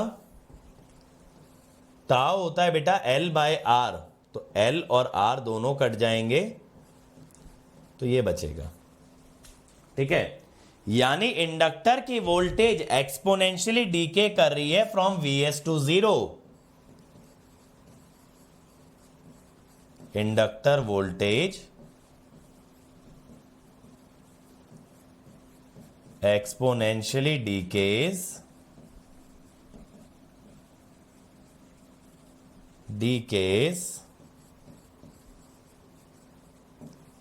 from Vs to zero। Zero को क्यों जा रही है बेटा? जीरो को इसलिए जा रही है बिकॉज एट स्टेडी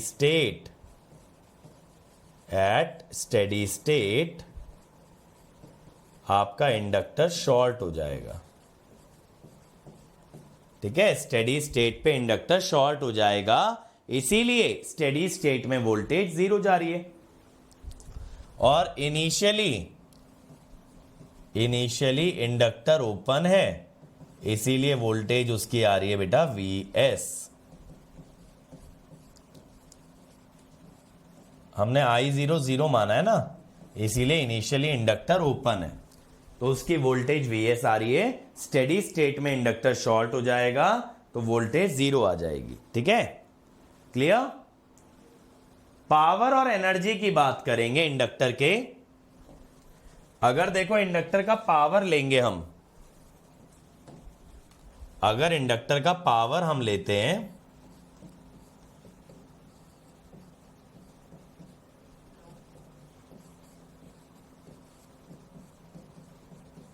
ये आएगा, जरा निकालना एक बार पावर, करंट मल्टीप्लाई करो।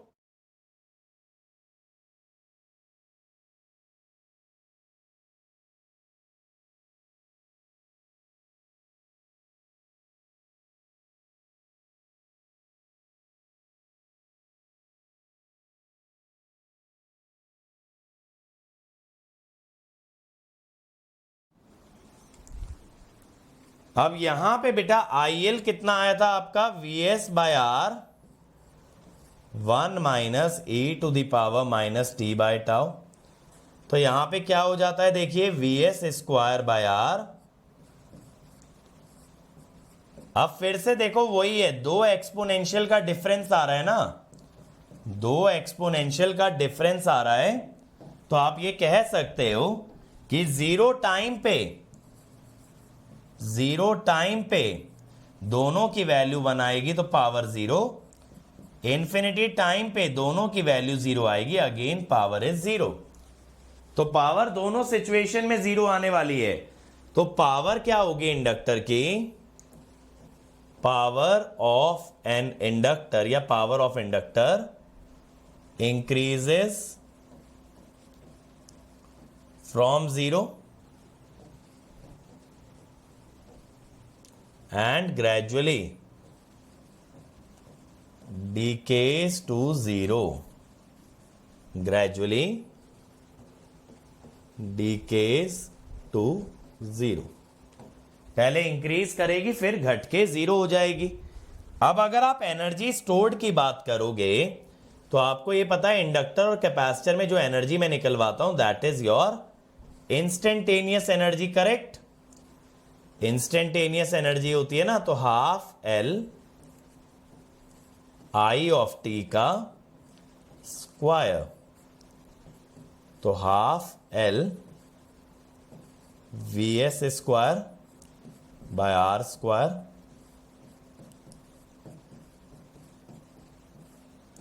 ये इस टाइप से एनर्जी आ जाएगी भाई। तो आपने क्या किया, हाफ एल आई स्क्वायर निकाला। दिस एनर्जी बेटा will be the energy stored in an inductor instantly, यानी इंस्टेंटेनियस एनर्जी है ना। किसी भी टी टाइम पे एनर्जी चाहिए तो ये एनर्जी का फॉर्मूला आप लगा सकते हो। अगला पैरामीटर देखिए क्या होता है, करंट थ्रू द रजिस्टर। बेटा ये सीरीज आरएल सर्किट है, सीरीज आरएल सर्किट है। सीरीज होने के कारण आई आर और आई एल सेम होता है, यही होगा।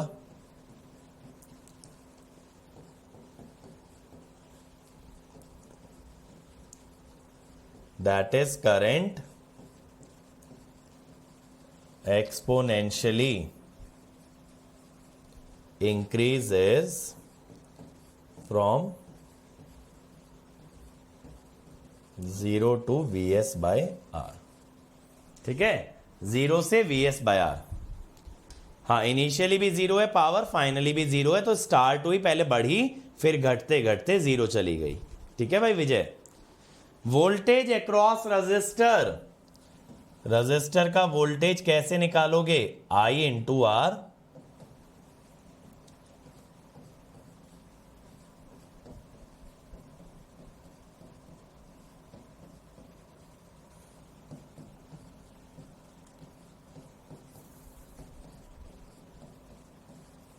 तो यहां पे हम क्या कहते हैं, वोल्टेज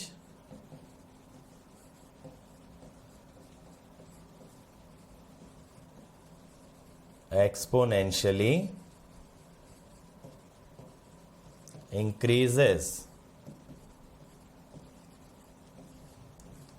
फ्रॉम 0 टू Vs। ठीक है, तो जैसे जैसे देखो इंडक्टर की वोल्टेज है, इंडक्टर की वोल्टेज जैसे जैसे गिरती जाएगी रजिस्टर की वोल्टेज आपकी बढ़ती जाएगी। समझ में आ रही है बात? टोटल वोल्टेज तो Vs ही है ना, तो अगर इंडक्टर की वोल्टेज गिर रही है माने कि रेजिस्टेंस की वोल्टेज आपकी बढ़ रही होगी भाई, इस टाइप से रेजिस्टर की वोल्टेज 0 से Vs की ओर बढ़ती है। अब अगर रेजिस्टेंस की पावर और एनर्जी की बात की जाए, रेजिस्टेंस की अगर पावर या एनर्जी की बात की जाए तो रेजिस्टेंस की पावर कैसे निकालते हैं, आई स्क्वायर आर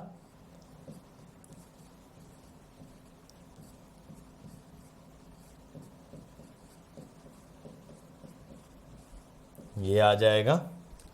और एनर्जी डिसिपेटेड, यहां पे शॉर्टकट नहीं लगाते हैं बेटा कोई, यहां पे इंटीग्रेशन से ही आएगा। वो जो वर्क डन बाय सोर्स का शॉर्टकट है वो आरसी सर्किट में चलता है। ठीक है, अब पैरेलल आरएल सर्किट अगर आ जाए तो क्या करेंगे भाई, पैरेलल आरएल सर्किट आ जाए तो क्या करेंगे, सोर्स ट्रांसफॉर्म कर सकते हैं। वैसे तो जरूरत नहीं होती, पता है, आप डायरेक्टली भी सॉल्व कर सकते हो, क्योंकि आपको इक्वेशन ही तो फिट करनी है, तो आपको दो ही तो वैल्यू चाहिए, 0 और इंफिनिटी वाली। आपको क्या लेना देना, पैरेलल है या सीरीज है। अगर आपको जीरो पे वैल्यू पता है, इन्फिनिटी पे पता है, टाउ पता है, तो आपका काम हो जाएगा। तो आप यहां पे क्या कहते हैं कि यहां पे अगर देखें, आप कह दीजिए कि इनिशियल इंडक्टर करंट, अगर इनिशियल इंडक्टर करंट आपका है आई नॉट, तो स्टेडी स्टेट पे आप क्या करेंगे बेटा? स्टेडी स्टेट पे आप इंडक्टर को शॉर्ट करेंगे। अगर इंडक्टर मेरे बच्चों आपका शॉर्ट हो गया तो आई इंफिनिटी कितना आ जाएगा? आप कहेंगे sir current source by resistance, ISC आ गया ना। वो तो आप यहां से भी कह सकते थे कि अगर इंडक्टर शॉर्ट करेंगे तो सप्लाई का सारा करंट इंडक्टर से जाएगा, तो करंट विल बी आईएस, यानी सोर्स ट्रांसफॉर्मेशन की जरूरत तो थी नहीं ना। कायदे से अगर आप सोचो, आपको सिर्फ आईएल का इक्वेशन लिखना है, वो तो आप डायरेक्टली भी लिख सकते हो कि सप्लाई का सारा करंट इंडक्टर से गुजरेगा।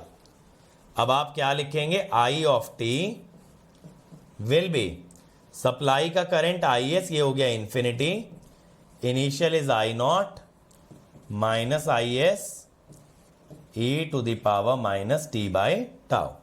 बट यहां पे भी कैच वही है बेटा, but we cannot determine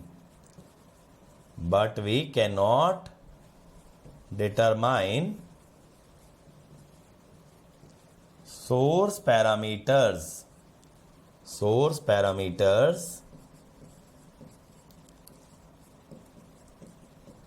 from transformed circuit.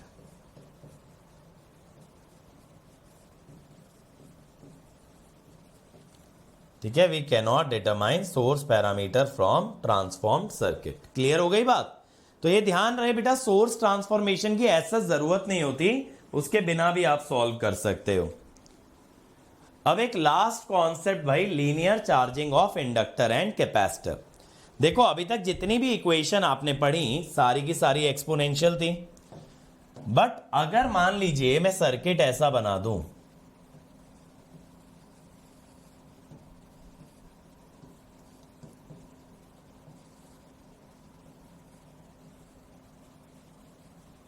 कि मैंने एक करंट सोर्स जोड़ दिया सीरीज सर्किट के अंदर,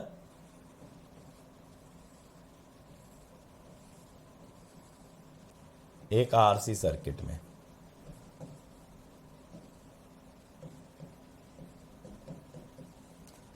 अब मैं कह देता हूं देखो कि इनिशियल कैपेसिटर वोल्टेज, मान लो मैं आपको देता हूं इनिशियल कैपेसिटर वोल्टेज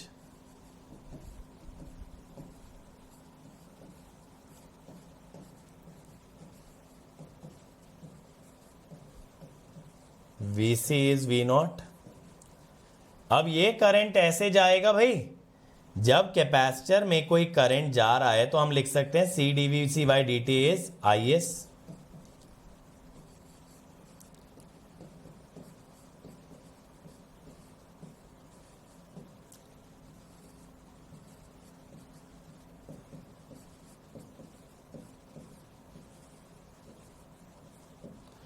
अब जीरो पे आप बोलोगे Vc का वैल्यू V नॉट है सर, और t टाइम पे मान लीजिए V है, तो V equal to V naught plus I S T by C. ठीक है, V naught plus I S T by C. तो अब अगर आप दिमाग लगाओगे तो ये क्या हो गया, लाइन आपका लीनियर हो गया ना। बेटा सोर्स पैरामीटर के लिए आपको ओरिजिनल सर्किट यूज करना पड़ेगा जो कि ट्रांसफॉर्म्ड नहीं है। यह आ गया लीनियर चार्जिंग। बताइए, लीनियर चार्जिंग आ गया आपका। अब अगर आप चाहते तो आप यहां पे सप्लाई का वोल्टेज भी निकाल सकते हो। सप्लाई का वोल्टेज हो जाएगा Vc plus I S into R. ठीक है, इस टाइप से Vc plus I S into R. अब सेम इसका डुअल अगर आप बना लो, एक सिचुएशन आप ऐसी क्रिएट कर लो जैसे यहां सीरीज में आरसी है, पैरेलल में आरएल हो जाए, और करंट सोर्स की जगह आपके पास एक वोल्टेज सोर्स हो जाए।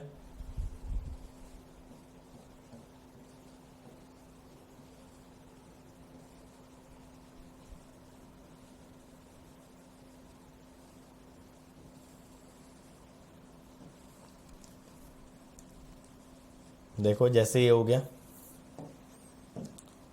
अब यहां पे क्या हुआ, बेसिकली आपने इंडक्टर का वोल्टेज फिक्स कर दिया। यहां पे मेरे बच्चों आपने इंडक्टर का ना वोल्टेज फिक्स कर दिया। तो आप ये कहेंगे that VL is actually equal to VS। VL is equal to VS, तो L DIL by DT is VS by L DT। अब आप इंटीग्रेशन करेंगे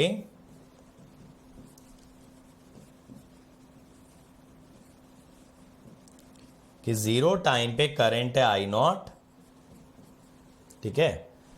आपको मैं दे देता हूं ना इनिशियल इंडक्टर करंट, ये मुझे पहले से दे रखा I0, और मैं कह देता हूं T टाइम पे I हो जाएगा। आप यहां पे I माइनस I0 लिखोगे, राइट में I0 ले जाओ, तो देखो ये भी लीनियर चार्जिंग हो गई, ये भी लीनियर चार्जिंग हो गई, करेक्ट। और आप चाहो तो यहां से सप्लाई का करंट निकाल सकते हो। IS will be IL plus VS by R, ऐसे। क्लियर हो गई कहानी भाई लीनियर की। तो लीनियर वाला केस भी बन सकता है, ध्यान रखिएगा बच्चों। क्या है ना, एक्सपोनेंशियल तो याद रहता है, लीनियर इसीलिए मैंने अलग से करा दिया। यूं तो कॉमन सेंस से बन जाएगा, इसमें शॉर्ट नोट्स में डालने वाली कोई बात नहीं है, बट फिर भी आप डालना चाहो तो आप इसको शॉर्ट नोट्स में इंक्लूड कर सकते हो। बाकी तो मैंने बेसिक नेटवर्क से इसे सॉल्व किया है। चलो क्वेश्चन पे आते हैं भाई। क्वेश्चन देखिए, the time at which voltage across resistance is equal to the voltage across inductor. यहां पे इनिशियल कंडीशन नहीं दी है, तो मैं ये कह देता हूं आपसे इग्नोर इनिशियल कंडीशन। जब दी नहीं है तो इग्नोर कर दीजिए।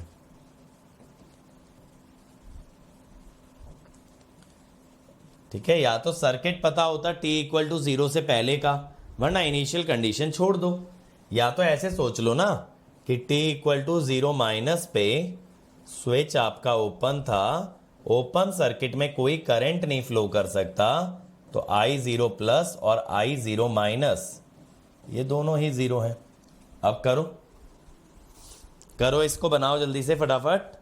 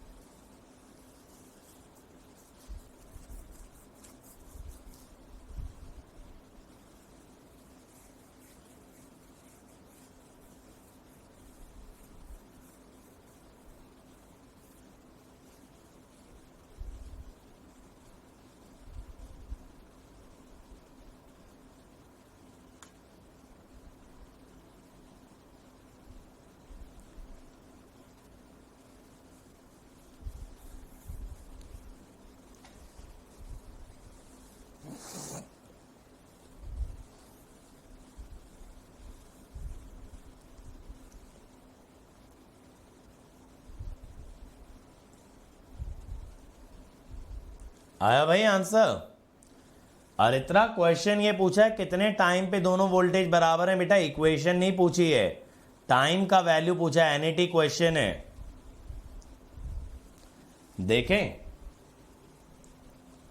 देखो क्वेश्चन ये कह रहा है कि VR और VL बराबर है, तो क्या मैं ये कह सकता हूं कि दोनों के दोनों का जो सम है, पहली बात तो KVL के अनुसार 100 है, तो इसी वजह से VR और VL दोनों 50 हो गए। तो आप I कह सकते हो कितना होगा, VR बाय R से निकाल लो 50 बाय 100 इज 0.5। I इंफिनिटी अगर मैं आपसे कहूं तो यहां पे आप इंडक्टर को शॉर्ट कर देंगे, and I infinity will be 100 by R, tau will be L by R,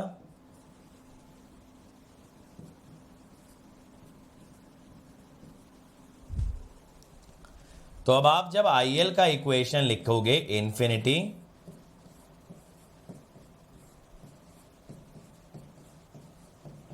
ये हुआ, ठीक है।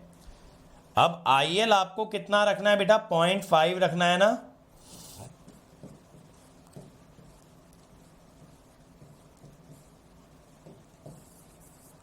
इसको सिंपल लिख दो, 1 माइनस, तो e की पावर -10t, तो -10t,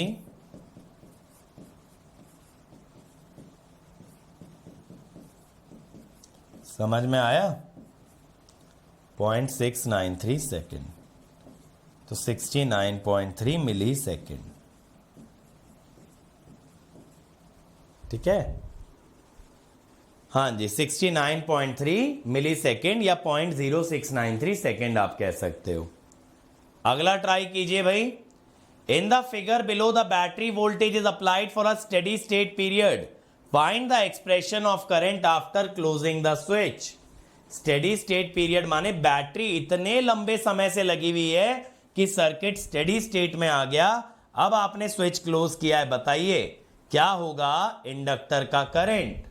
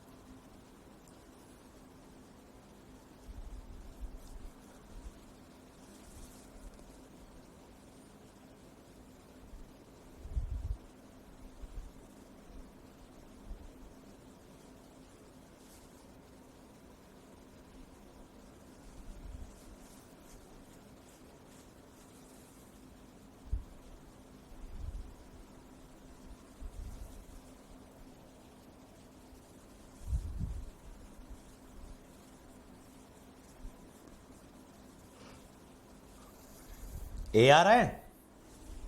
देखो यार, आप बोलिए t इक्वल टू 0 माइनस पे आपका स्विच ओपन है, तो इंडक्टर का 0 माइनस पे करंट क्या हो जाएगा स्टेडी स्टेट के अनुसार?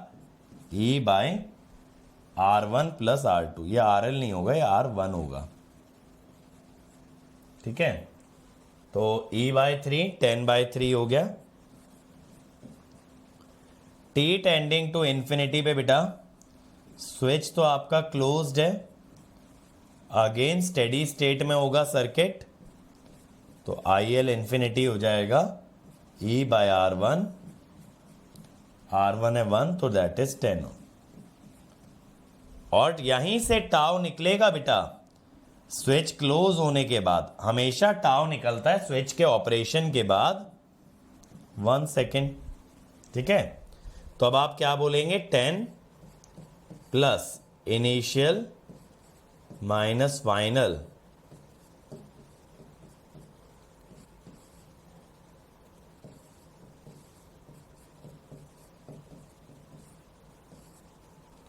ये आ गया ए, ये ए आ गया, ठीक है, इजी। चलिए अगला कीजिए भाई। इसके अंदर ना एक काम ये कर लेना,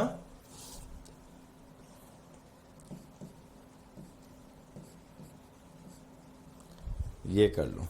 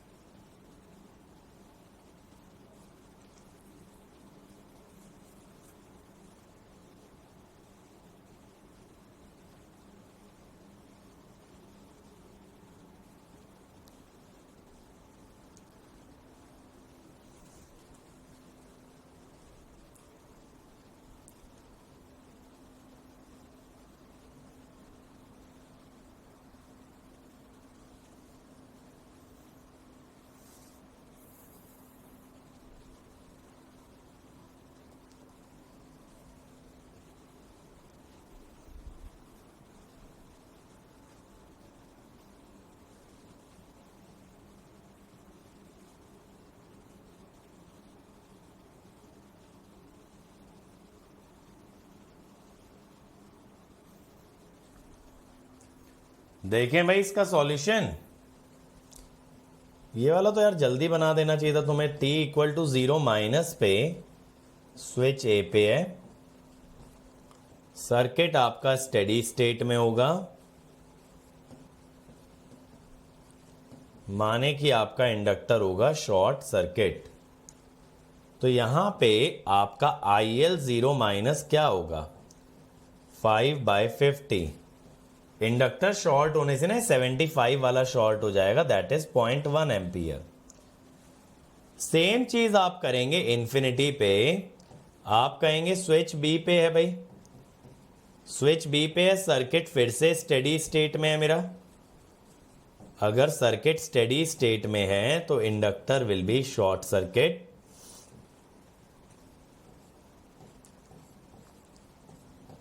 वोल्टेज की पोलैरिटी पलट गई ना, तो -0.1। ठीक है।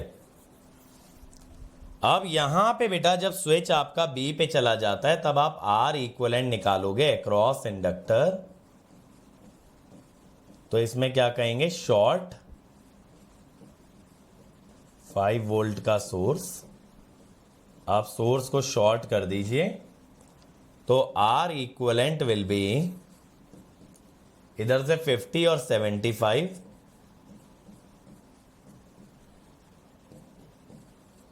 30 ओम, और tau will be L/R equivalent 10 milli by 30 1/3 milli second. ठीक है। तो अब हम लोग क्या कहेंगे कि I ऑफ t क्या होगा बेटा, initial final current is -0.1, initial is 0.1,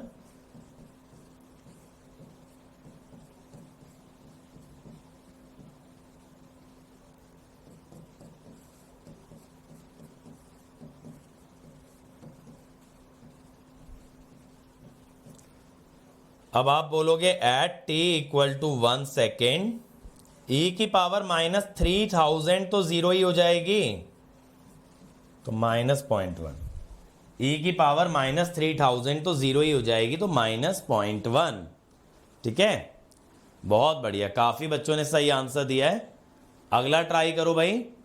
expression for IT for t greater than 0। देखो यहां ut लिखा है, तो ये कहां पे एग्जिस्ट करेगा, t ग्रेटर देन 0 पे। u ऑफ -t लिखा है, माने t लेस देन 0। एक सोर्स आपका t ग्रेटर देन 0 पे कनेक्टेड है और एक आपका t लेस देन 0 पे कनेक्टेड है। चलिए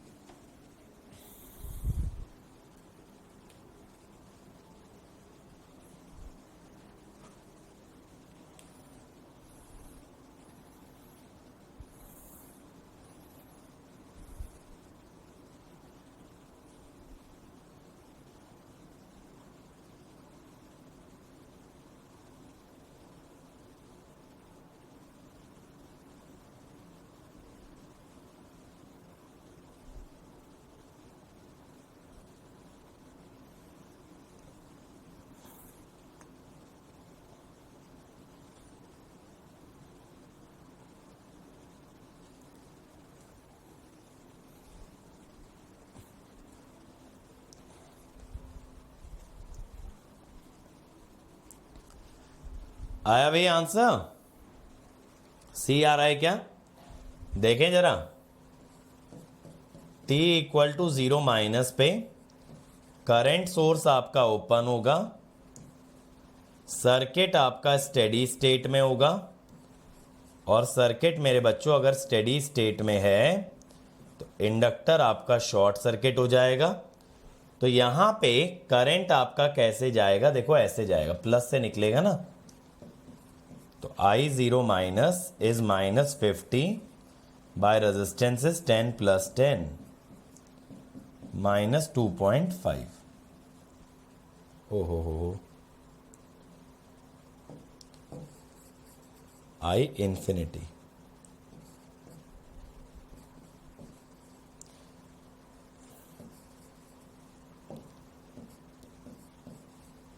ठीक है, और यहां पे इंडक्टर के अक्रॉस रेजिस्टेंस कितना हो जाएगा, तो टाउ कितना हो जाएगा, L बाय आर इक्वलेंट 0.2/20। अब t इक्वल टू 0 माइनस पे बेटा वोल्टेज सोर्स आपका शॉर्ट हो जाएगा, सर्किट आपका स्टेडी स्टेट में होगा, यानी इंडक्टर आपका शॉर्ट सर्किट होगा। तो ये जो करंट है दो पार्ट्स में डिवाइड हो जाएगा, करंट डिवीजन लग जाएगा 2 × 10/20, दैट इज 1 एम्पियर। तो अब आपका आई ऑफ टी कितना हो जाएगा, I infinity -2.5 plus 0 minus infinity e⁻⁻t by 0.01। तो ये आएगा सी। ठीक है, सी। ये वाला क्वेश्चन बेटा आप लोग होमवर्क में कीजिएगा, ये मैं होमवर्क के लिए छोड़ रहा हूं। एक लास्ट क्वेश्चन कर दो ये, इन the circuit shown switch SW1 is initially closed end SW2 is open for a long time. अब 0 पे कह रहा है स्विच 2 को क्लोज कर दिया, स्विच 1 ओपन कर दिया, स्टेडी स्टेट में 10 फैरेड वाले कैपेसिटर की एनर्जी क्या होगी, बताइए। स्टेडी स्टेट में 10 फैरेड वाले कैपेसिटर की एनर्जी क्या होगी।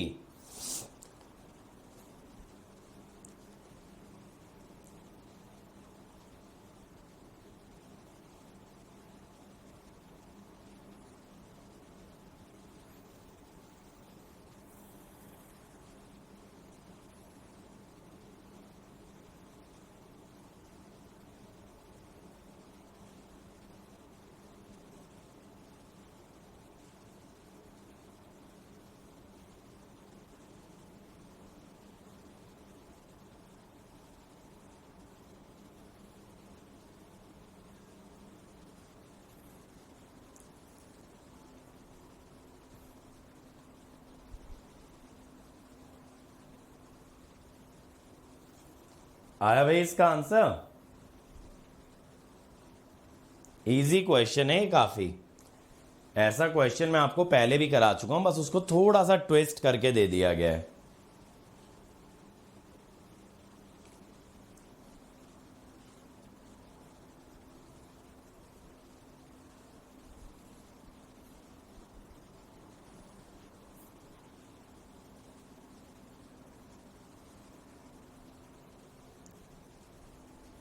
देखें जरा, देखो यार T इक्वल, तो यहां 4 फैरेड वाले कैपेसिटर की वोल्टेज कितनी आ जाएगी, 10 वोल्ट, और 10 फैरेड वाले की 0 आ जाएगी, क्योंकि ये वाला स्विच आपका ओपन है।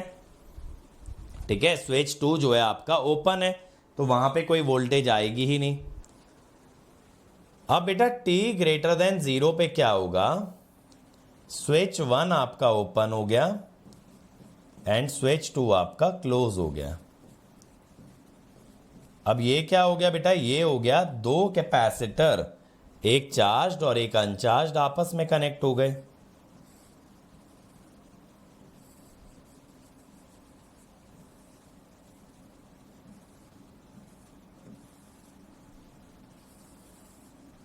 ठीक है, ऐसे ही तो हुआ।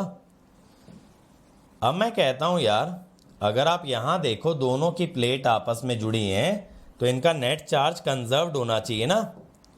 याद है ये चीज मैंने आपको बताई थी, ये दो प्लेट आपस में जुड़ी हैं तो नेट चार्ज कंजर्व्ड होना चाहिए। आप कहेंगे इनिशियल चार्ज क्या होगा,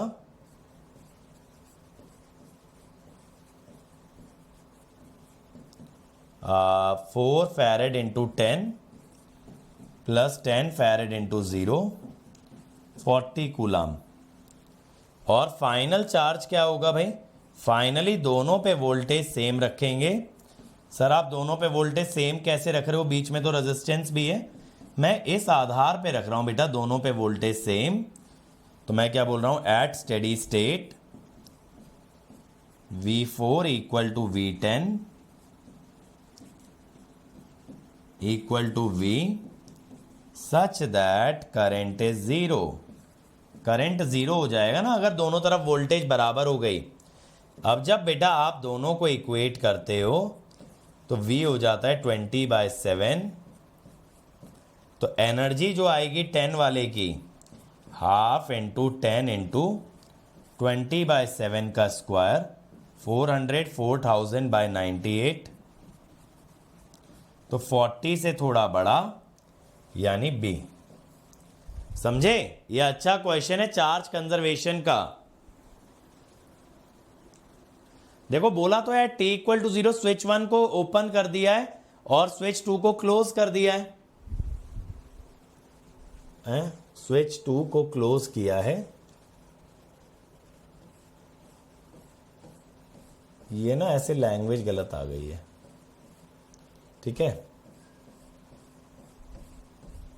ये रिपीट हो गया बीच का सेंटेंस, ठीक है, क्लियर हो गया भाई। चलो फिर अगले सेशन में मिलते हैं। मैं फर्स्ट ऑर्डर सर्किट के आपको और क्वेश्चन प्रैक्टिस कराऊंगा, क्योंकि first order circuit GATE point of view से काफी इंपॉर्टेंट है, इसीलिए और प्रैक्टिस करेंगे। और कल हम करेंगे फिर सेकंड ऑर्डर सर्किट, ठीक है। हाँ, स्टेडी स्टेट और इनिशियल वैल्यू यानी जीरो और इंफिनिटी पे चार्ज सेम रहेगा। वाई? क्योंकि ये दोनों प्लेट आपस में कनेक्टेड है, इनके चार्ज के पास और कोई रास्ता ही नहीं है जाने के लिए। वोल्टेज बराबर इसलिए कि बेटा स्टेडी स्टेट तब होती है जब करंट जीरो हो जाए कैपेसिटर में। करंट जीरो तब होगा जब दोनों तरफ वोल्टेज बराबर है, तो V1 माइनस V2/R करंट आपका जीरो हो जाएगा, ठीक है, क्लियर हो गया। ग्राफ कॉनकेव डाउन होगी एंड अपवर्ड होगी पावर के केस में। पावर के केस में बेटा ऐसे बढ़ेगा जैसे कि आपका लॉग का ग्राफ बढ़ता है और फिर ग्रेजुअली उसको घटना होगा। बाकी आप क्या कर सकते हो, आप इंटरनेट पे एक सॉफ्टवेयर के अंदर प्लॉट भी करके देख सकते हो, ठीक है। तो इसके आगे आपका असाइनमेंट अटैच्ड है भाई, ये असाइनमेंट कर लेना और अभी हम लोग नेक्स्ट सेशन के अंदर प्रैक्टिस करेंगे, ठीक है। चलिए, थैंक यू।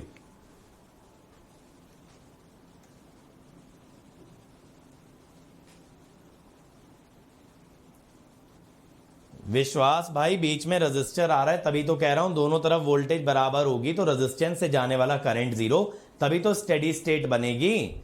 रेजिस्टेंस के दोनों तरफ अगर वोल्टेज बराबर हो जाती है then that leads to zero current. Energy loss of 4 farad equal to 10 farad नहीं बेटा, आपका जो एनर्जी होगा, एनर्जी जो आप इनिशियल और फाइनल निकालोगे उनका डिफरेंस जो आएगा that is the energy dissipated by resistor. Vipul भाई, मेरे नंबर की जरूरत नहीं, मेरी टीम का जो नंबर है उस पर आप व्हाट्सएप कर सकते हो, वहां पे मैं वॉइस नोट की फॉर्म में आपका रिप्लाई कर दूंगा 7089047561, ठीक है। चलिए, थैंक यू।